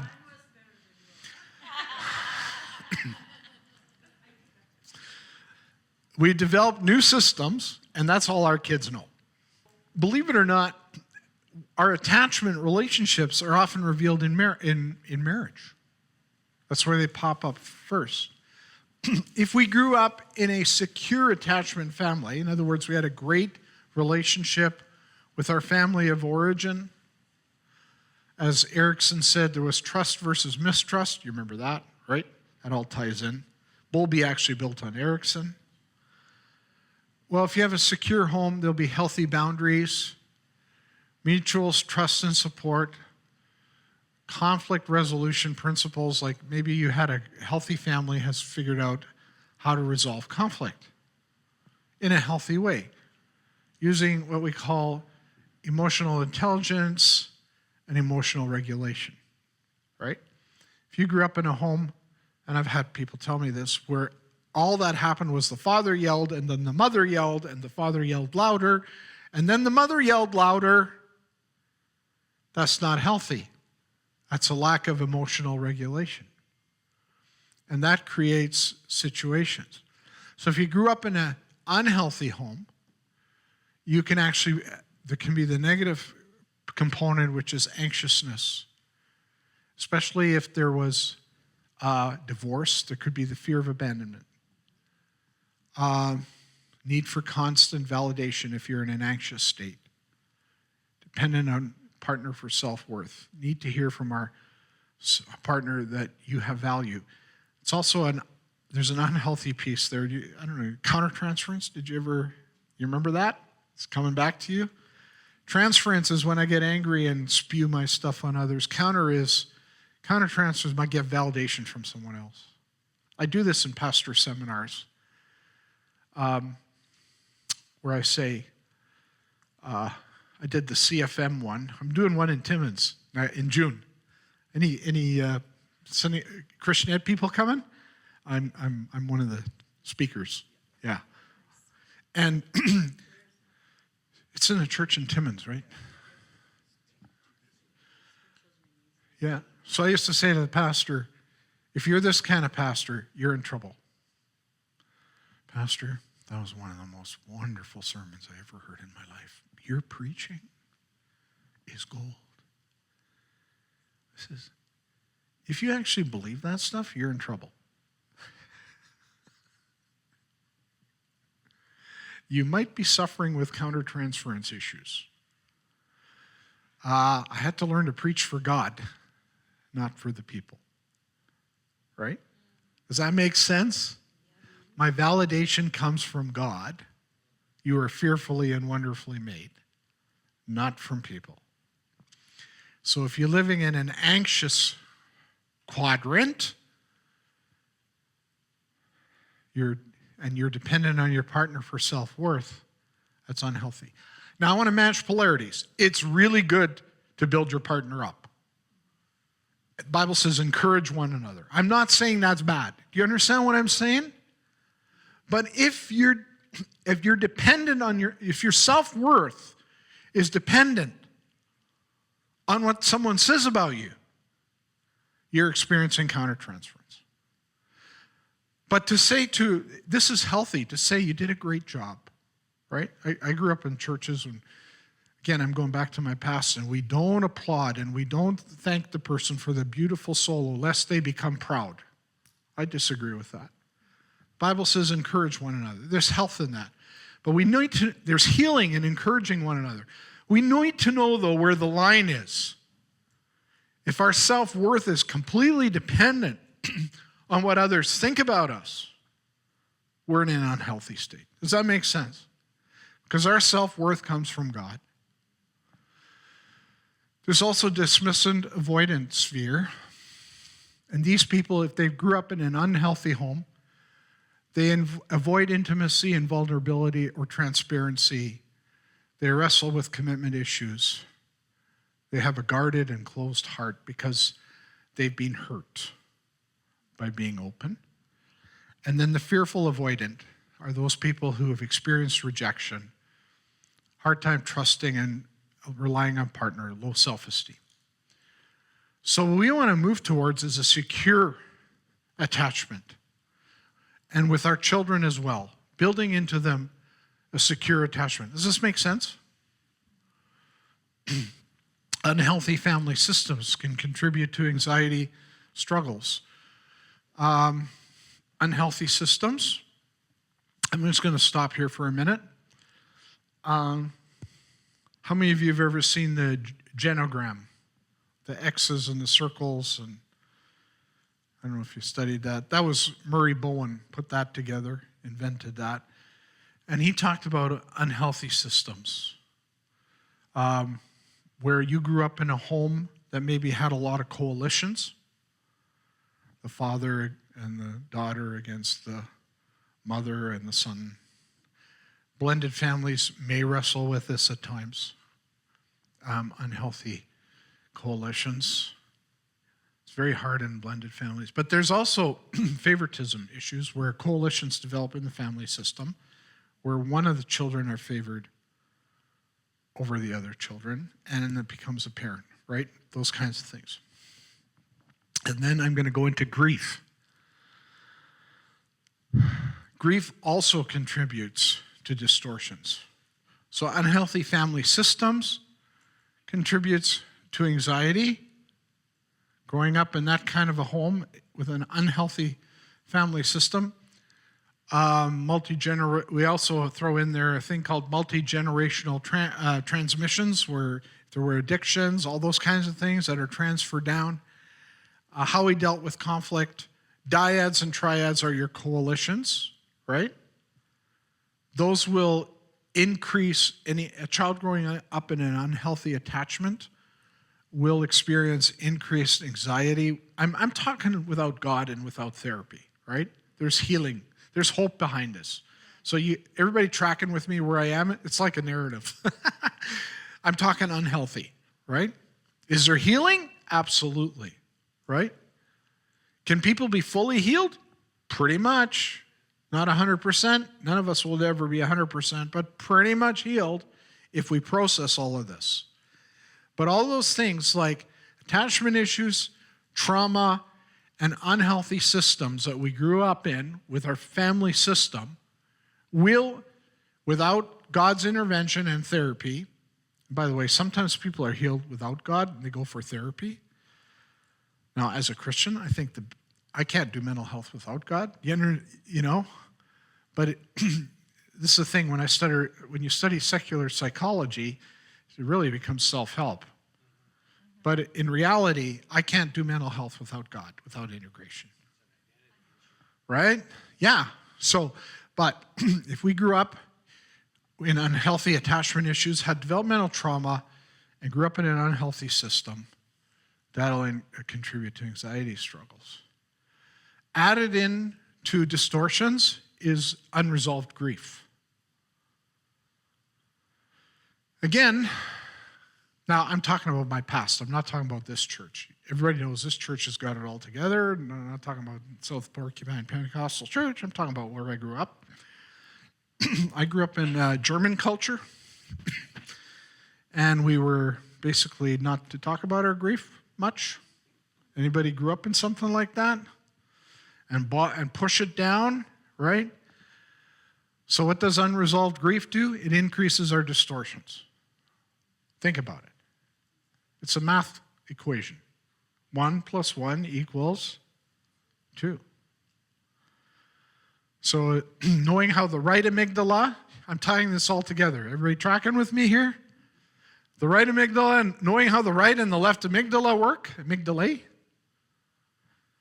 I'm really honored. Last week I had a doctor when I did my amygdalae talk, and I've had doctors I had an oncologist, a psychiatrist, and a GP. It's in the last couple months in our seminars.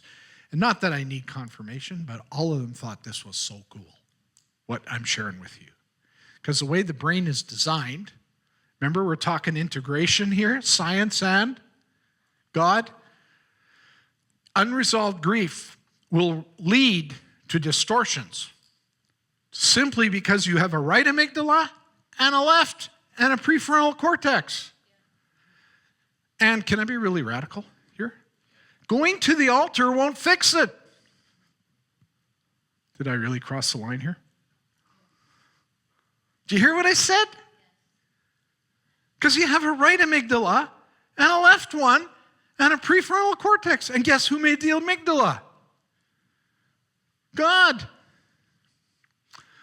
One of my students at Masters, I taught at Masters for 15 years. One of my students said, Dr. Tonn, yeah, I think I know why God made the amygdala.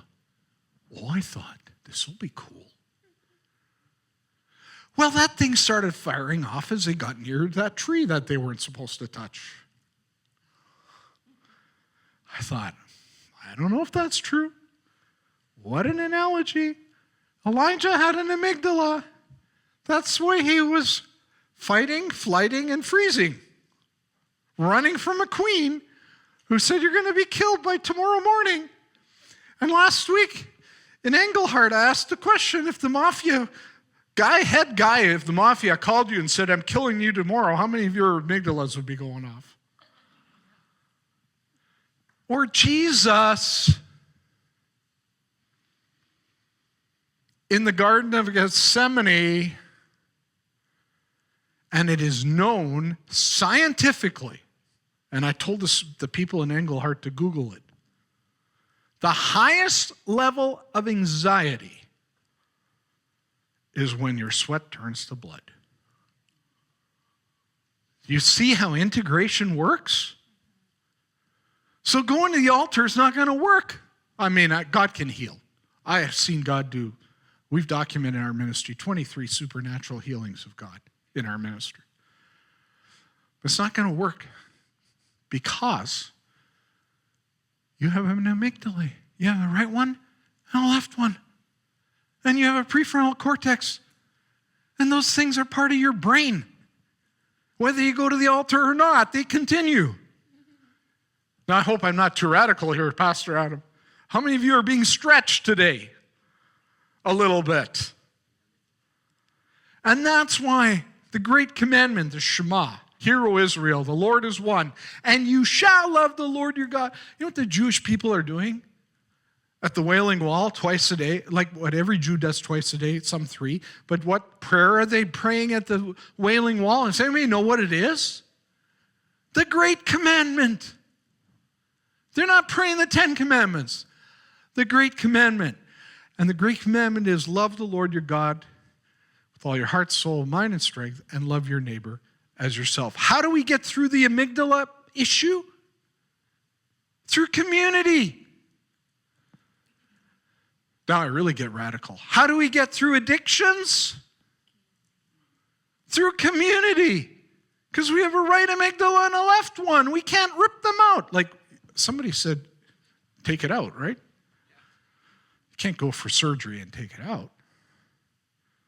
So going to the altar doesn't work because that's part of your brain. Now I know I'm sounding extremely radical today, right? We need a community to help us with our distortions. Can God come and heal us of our stresses? Yes, of course. Whatever is pure and noble, trustworthy, truthful. Think of those things. I'm not saying God doesn't. But our reaction to anxiety is because we're physiologically made with a right amygdala and a left and a prefrontal cortex.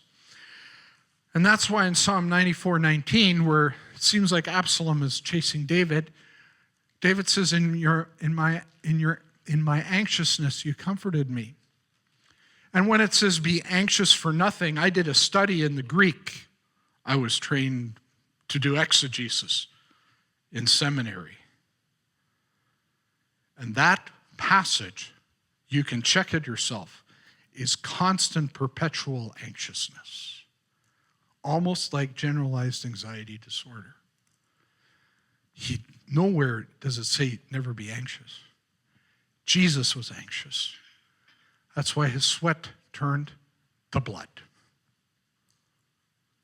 He was more anxious based on medical science than you've ever been in a lifetime, unless your sweat has turned to blood. Anybody here where your sweat has turned to blood? Then Jesus was more anxious than you. Medically, scientifically speaking. How many of us our minds are being blown right now? Raise your hand. Does that make sense? That Jesus had more anxiety than I had. Because it's the way our brain is made. And grief, unresolved grief, will lead to distortions. How many of you have heard of Kubler-Ross? I'm not going to spend a lot of time on this. She was doing studies, where was I? She was doing studies on dying patients and came up with grief stages, the grief stages: denial, anger, bargaining, depression, acceptance. Now we know today that it's not stages. You go in and out. You could be in denial and then acceptance and then depression. And it's not linear. And we also know traumatic grief has an additional stage, which is shock. So traumatic grief is shock, denial, anger, bargaining, depression, acceptance. So those, I call them phases rather than stages. So the phases of grief, and I'm going to include shock, which is traumatic grief, shock, denial, anger, bargaining, depression, acceptance. Anger includes anxiety, depression, low grief depression. What I want to say about grief is these are the different kinds of grief. You can take a picture if you want. This was my work done at Laurier University. Somebody asked me, during COVID, I went to Laurier and did some grief and trauma training. And this comes out of that with Dr. Florence Juma. She's phenomenal. She's actually PAOC ordained. She runs the spiritual care department. You've heard of her, have you? Yeah. So, Dr. Florence Juma. She's actually ordained with us, Western District. So the first thing I want to say is normal grief. Now, so my mom is 90 and has dementia. And right now she's doing well, all things considered. She's institutionalized. But she's going to pass away. I went to see her because I thought maybe this year. And when she dies, there's going to be a high level of sadness, but at 90, we know that she's going to be with Jesus. You tracking with me? It's not going to have an incredibly harsh impact on me. Then there's a thing called anticipatory grief. Anticipatory grief is someone who's diagnosed with cancer, like my dad. And he fought cancer for 5 years. And we actually began grieving with his diagnosis. And because in grief, your brain is neuroplastic. Neuroplasticity, we call it. It develops new pathways of thinking. Does that make sense? That's why traumatic grief is so different, but I'll get there in a moment. So because the brain develops new pathways of thinking, and we deal with that, say, with someone who has an addiction. We take them through 12-step programs. Part of the underlying concept of the 12-step program is to get them to think differently, CBT. And because the brain is neuroplastic, people can actually develop new ways of thinking. All tracking with me so far? in anticipatory grief, we are developing new ways of thinking. New neural pathways are developed. So probably one of the hardest times with my dad was when he was diagnosed. Because then I noticed, and I remember back now, I was in grief and shock. But over 5 years, my brain developed new ways of thinking. So I was grieving in those 5 years. By the time he died, and my mom tried to take care of him, she didn't want him institutionalized. It was probably not the best decision. She had to do everything for him. Take him to the washroom, everything. The time he died, it was so hard on my mom. There was actually relief when he died. Some outsider might have looked at us and said, man, that family doesn't even grieve at the funeral. No, we grieved for 5 years. The grieving was almost completed by a state of, what do I want to say? Relief when he passed away. But we grieved, but through 5 years. That's anticipatory grief. Ambiguous grief is the people with dementia and Alzheimer's and all those kinds of issues. We call that ambiguous grief, right? We don't know the outcome. We don't know what's going to happen in the future. My mom has dementia, right? What's that going to look like in a few years? I'm going to come to traumatic grief last, or second last. Complicated grief, or reactive grief, it can be either or, same concept, is after 1 year of grieving, you're not back to equilibrium in the sense of you're not sending your kids to school, you're not making lunches for them, you're not back to work. So we say that after 1 year, if you haven't reached some kind of equilibrium, doesn't mean we have stopped grieving, but if we haven't reached some kind of equilibrium, then it's turned into a mental health disorder. And then at that point, the person needs psychotherapy. So I was doing this seminar, a grief seminar. That's what I did at Engelhard. I did 2 grief seminars, one grief and then one traumatic grief last week. But I did this for a funeral. There were whole funeral home, what were they? Support system?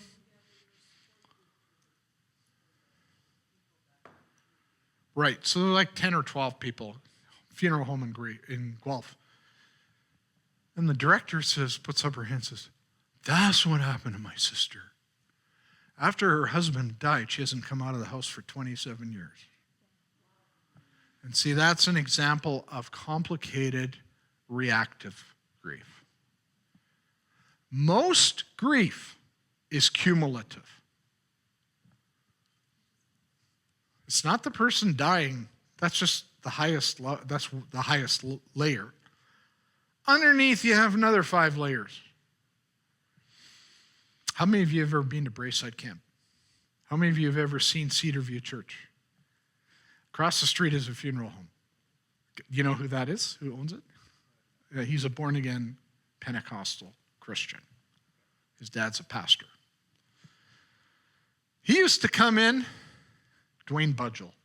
He used to come in and debrief with me. He says, Gerry, got this family. They're ready to slug each other. Why? Because dad favored the daughter, gave her most of the inheritance.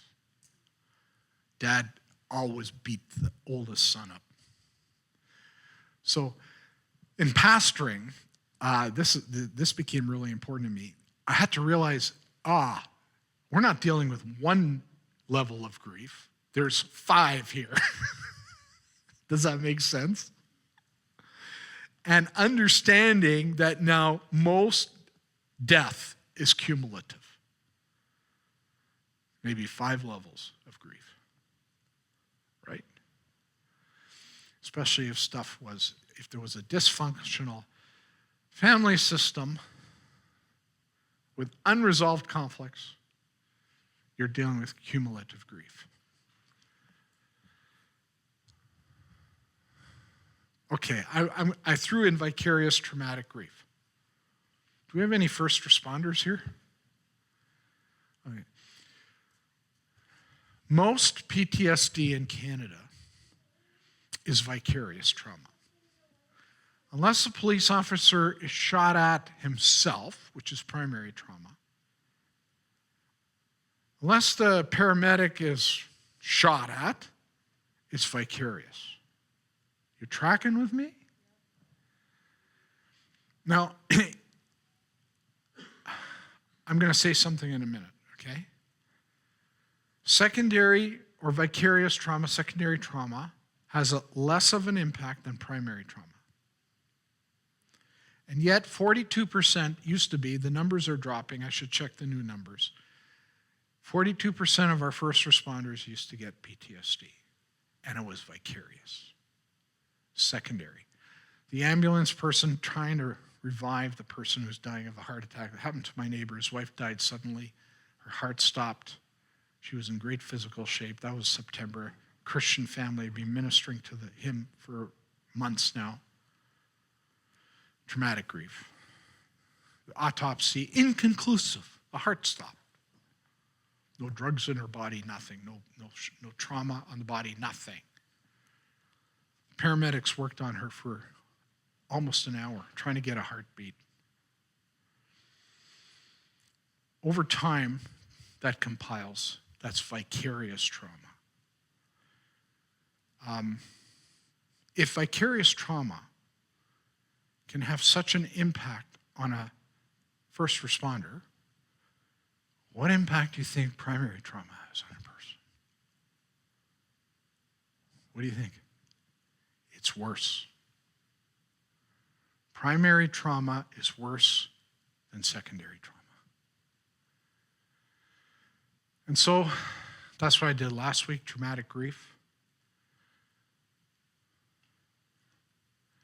Vicarious trauma would include if your wife died suddenly or husband. That's vicarious trauma.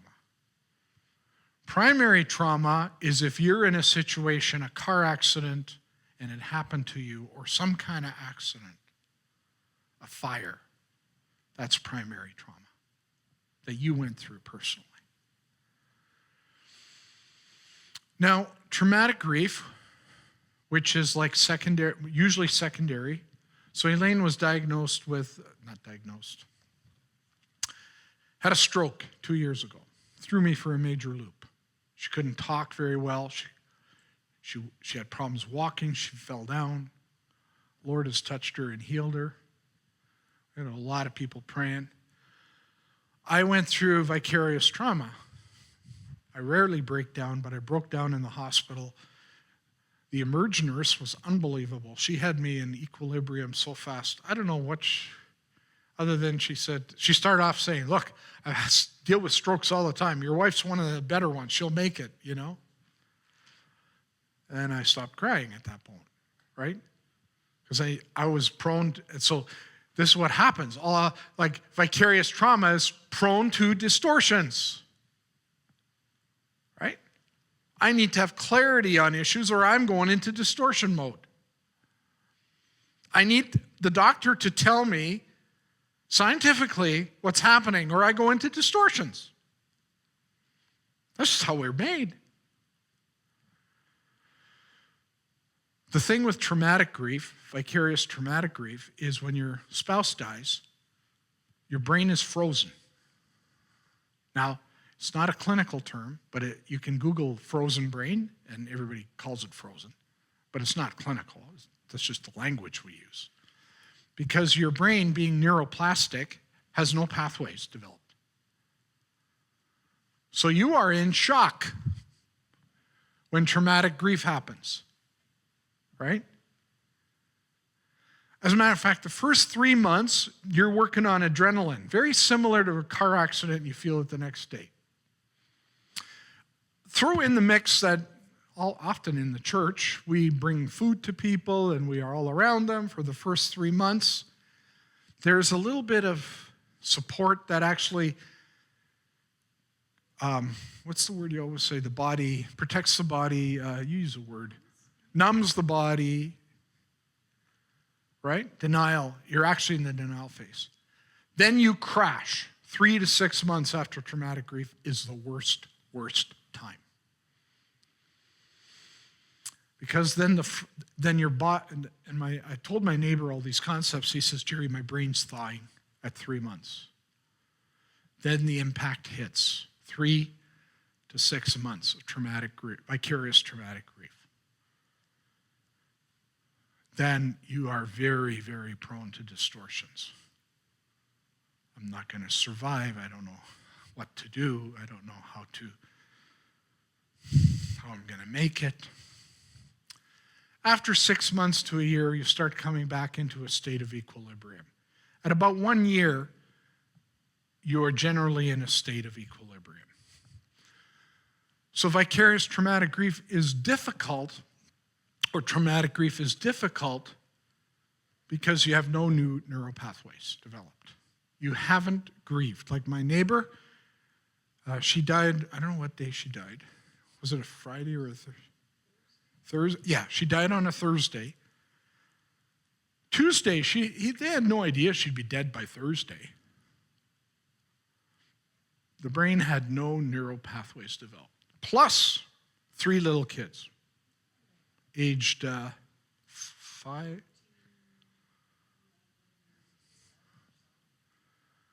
So plus the kids. God is healing that family. I met with him every week, because I didn't want him to go into distortions.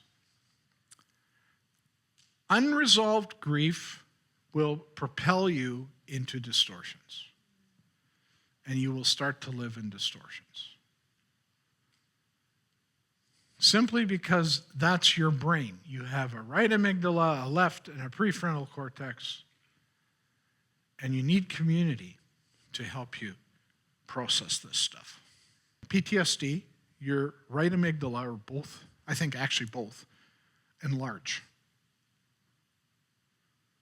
Women, after they give birth, their amygdales enlarge. They're more prone to fight, flight, freeze, what if, try this. Women, after giving birth, and those with PTSD, have had heightened amygdala. In other words, this part of the brain is working overtime. Does that make sense? I already talked about transference and countertransference, right? That's part of distortions as well. If we have a low view of self, we will transfer. And if we have a low view of self, we will countertransfer. So often our transference is our anger that is thrown onto someone else because we don't want to deal with, we have never processed our own stuff, right? So we just transfer it onto someone else. And often it's a low view of self that creates that scenario. Countertransference is me trying to receive unhealthy emotional support from others. We've talked about that. I want to talk a little about dementia. Everybody okay with that? Again, I've designed this for the church. And we are, in our churches, facing more and more issues of dementia as our population ages. And how do we, in our communities, minister to those with dementia? Especially sometimes when you have dementia, you start acting differently in social circles. You may say things that are a bit hurtful. That isn't really you speaking. And so the church has to have an understanding with those who are wrestling with dementia and empathy, right? So when I run into someone with dementia, and I've run into that, or cognitive impairment is another one, I take everything they say with a grain of salt. I actually entered their world. I tried to. So I went to see my mom, was a dementia unit. And we had a great time, my mom and I. One guy showed up. He was a young guy. He was a walker, thin. I think maybe younger than me. I don't know. And he said that he's a construction supervisor and he's building a unit upstairs. And all the workers are coming and he's got to organize them. And I said, that's fabulous. Like, you got a foreman? Yeah, I've got a foreman. And I put the whole room, I'm putting the room together upstairs. And he says, and he showed me the parking lot. That's where his truck is. And, okay, you all know this isn't true, right? But I just enter his world. That's great. My dad did construction. Tell me what's the plan for tomorrow? And he outlined the whole plan. Of course, I knew what his life was because he was telling me. And I entered into his world, right? I didn't say to him, buddy, you're out to lunch. There's no construction happening upstairs. That's a no-no. Don't do that. Enter the world, right? But having grown up in church, you can't lie. Now, I'm tackling some stuff today. Some of you might say, well, aren't you lying when you're talking to that dementia person? No, I'm not under the law in that case. Now, if I lie to my wife, that's another issue. Then I got issues with God, right? But if I'm entering the world of a dementia person, I'm not under that kind of law. It's being kind.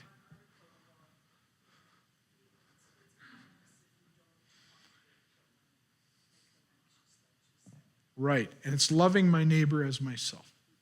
I don't view where I grew up in this box. That's not how I view God in this sense. Now, is God against lying? What do you think I think about that? Of course he is. But can I enter someone's dementia world and just play along with them? You think that's okay?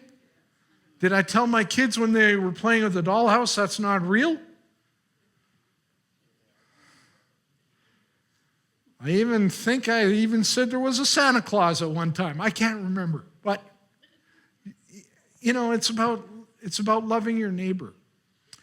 And so with dementia people, enter their world. Does that make sense? Don't contradict their world. Because like you said, thank you for sharing. It triggers them so bad, like when you see somebody trying to bring them to reality. Right. They just can't. They're not there. Now It's not their reality. this construction guy became my best buddy. I came back the next day. He saw me. He came running for me. I became his buddy. Next day, he was there all over me, and I kept on asking him, how's progress? Right? Because we're loving our neighbor as ourselves. Yeah, so here's some practical stuff. When somebody with dementia shows up tomorrow or in the next few Sundays at South Porcupine Pentecostal Church and starts telling you a grandiose story that you know is way off, enter their story. Is that okay, Pastor Adam? Don't contradict him and say, this wasn't right. I've seen Christians do that. No, enter their story. With my mom, her long-term memory was great. I asked her about growing up at the house she grew up with, what kind of horses they had. She knew details, what the rooms looked like in her house. You know what I mean? But she wouldn't have remembered that I was there yesterday to see her, right? A little bit of stuff on dementia. Now, we have different, what's the difference between dementia and Alzheimer? Dementia is the umbrella of all group, all right? Alzheimer's is a type of dementia. Alzheimer's is one of the largest types of dementia, I think 60% or something. I don't know. Is that correct? 60% of all dementia is Alzheimer's. And here I've broken it down. Here's Alzheimer's. Caused by, and again, you can take pictures, caused by abnormal deposits of proteins, causing plaques in the brain. Some of the symptoms are getting lost in familiar places, repeating questions, impulsive behavior, communication problems. The symptoms usually start in mid-60s, but have been seen as early as 30s. All right? It's the largest type of dementia. Then we have frontal temporal dementia. And that's caused by high amounts of protein building up inside of the neurons of the frontal and temporal lobe. Some of the symptoms include difficulty speaking, movement problems with balance and walking, difficulty planning and organizing, changes in emotional pattern. That's another one. The changes in emotional pattern. Don't confront when they kind of begin to, if they get angry. That's just the disease. Just, fruit of the Spirit is patience, right? We don't treat them like a healthy parishioner. You know what I'm saying? If you have a healthy parishioner and they're, getting angry all the time, well then, we have to take them aside and minister, do discipleship. Not dementia. It's their disease. Now, I try to calm my mom down. I say, Mom, it's okay. I've got this. I redirect, right? And usually 45, like a toddler. Usually happens between 45 and 64 years of age. Lewy body dementia is caused by the brain's chemical messengers being disrupted by abnormal amounts of protein. Symptoms include difficulty concentrating, rigid muscles, and or lack of coordination. So this also got a physical effect. Insomnia, not sleeping, and then sleepy at daytime, hallucinations, usually from 50 and over. That's Lewy body dementia.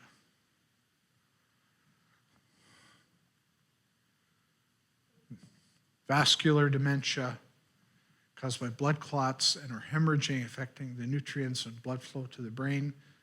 Symptoms include misplacing items, trouble following commands or learning new information, poor judgment, usually after 65. Oh, one of them that I didn't mention is Parkinson's. Is also a form of dementia. Pardon me? Yeah, that's another one, right? Yep, that's right. So I didn't bring them all in here, but there's a few here. Right. So this, in terms of grief, this all falls under ambiguous grief. By the way, clinically speaking, dementia is not considered a mental health challenge, clinically. But I threw this all in because it does, their mental health is not well, but it's not a clinical diagnosis of mental health. I make my own version of what challenges are, but it's what the church deals with, right? All right, grounding techniques. Have you ever heard of those? I'm going to go through this a little bit faster. I want to be done by between 2:30 and 2:45. I always like to, people appreciate it when I'm early, not 3:30. I've discovered. Grounding techniques are really good, especially when we're working through traumatic events. By the way, PTSD has three main components. I think I brought that up. Flashback, triggers, and panic attacks. I don't know if those of you who've, right? Flashbacks to the event. Triggers, anything that looks like it, like a fire. If you ever see another fire. Panic attacks where your heart beats. And grounding helps us pull away from flashbacks, unwanted memories, or negative and challenging emotions. Grounding techniques are originally developed around your five senses, but I'm just going to talk about some other stuff that connects to grounding. I say, instead of having cognitive distortions, move to cognitive diversions. I came up with that myself. I shared it with a psychotherapist. I'm using that from now on. So move to cognitive diversions. Cognitive diversions include, but are not limited to me washing my car, watching Montreal win yesterday 5-1. So diversions the diversions can actually temporarily and actually healthy, the mental health field has actually done research on this. Diversions are actually healthy for distortions. like traumatic distortions. We have to practice them. We have to give our brain a rest from our trauma. Did you know that? And they talk about that in the clinical world. Another thing you can Google if you want to check out if I'm right or wrong. But your brain needs a break from the trauma. So you can use grounding techniques. They help us with anxiety, with our well-being, with stress. We'll try one for fun. You guys want to try one? Depression, mood, PTSD, so what you're working through. Also the tapping thing. The other one, the newest one, is the eye movement. You've heard of the eye movement theory? Yeah, rapid eye movement. It's another good one. Somewhat, a little, sometimes controversial because people think we're getting into hypnosis, but it's a mild form of hypnosis, but actually works, I think, my opinion, and disassociation. All right. And these grounding techniques are become distractions or diversions to help redirect our thoughts away from the distressing feelings and back to the present. Here they are, you know. Yeah, it keeps your mind busy on something else, right? Yeah. Breathing exercises. Can we try breathing? Do you know how to do breathing exercises being a nurse? No? Are you good at it? I do with the students. Well, let's do it. Are you a teacher? I'm a behavior consultant. Good. Let's do, I always like to get someone to do it. Are you okay doing it? Yeah. There's a microphone if you need it. But. Okay, everybody do 5 fingers. This is every finger. Trace your fingers and you're breathing around, right? So you breathe in and out. Breathe in and out. Don't go too fast. Breathe in. Breathe in again. And one more time. Breathe in. Hey, that's cool. Can we do it once more? Yeah, or I could do the blowing out the candles. Okay, do the, So yeah. with our littles, like our JKSKs, well, because they like to blow out candles Yeah. and they want to go. Yeah. So you hold your candles up. We're gonna breathe in. Blow out your first candle. Slow. Now breathe in again. Blow out your next one. Breathe in. Blow out your next one.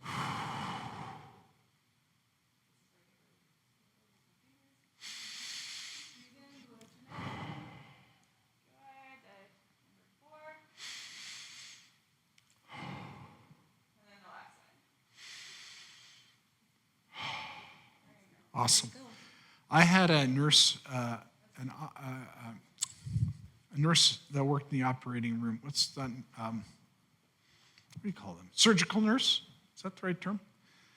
And she was at one of my seminars, and she led this. I had got her to lead. She said she would, when the patients came in for surgery, they came in a bit tense. She said, and I quote, "I can lower their blood pressure 40 points." 40 points. I couldn't believe it. You can normally 10, but she said, I do 40. I also do it. I just never knew Yeah. the thing was smell the flowers and blow up candles. Right. Yeah. Yeah. So breathing exercises are really, really helpful. Elaine practices it a lot when she's driving with me.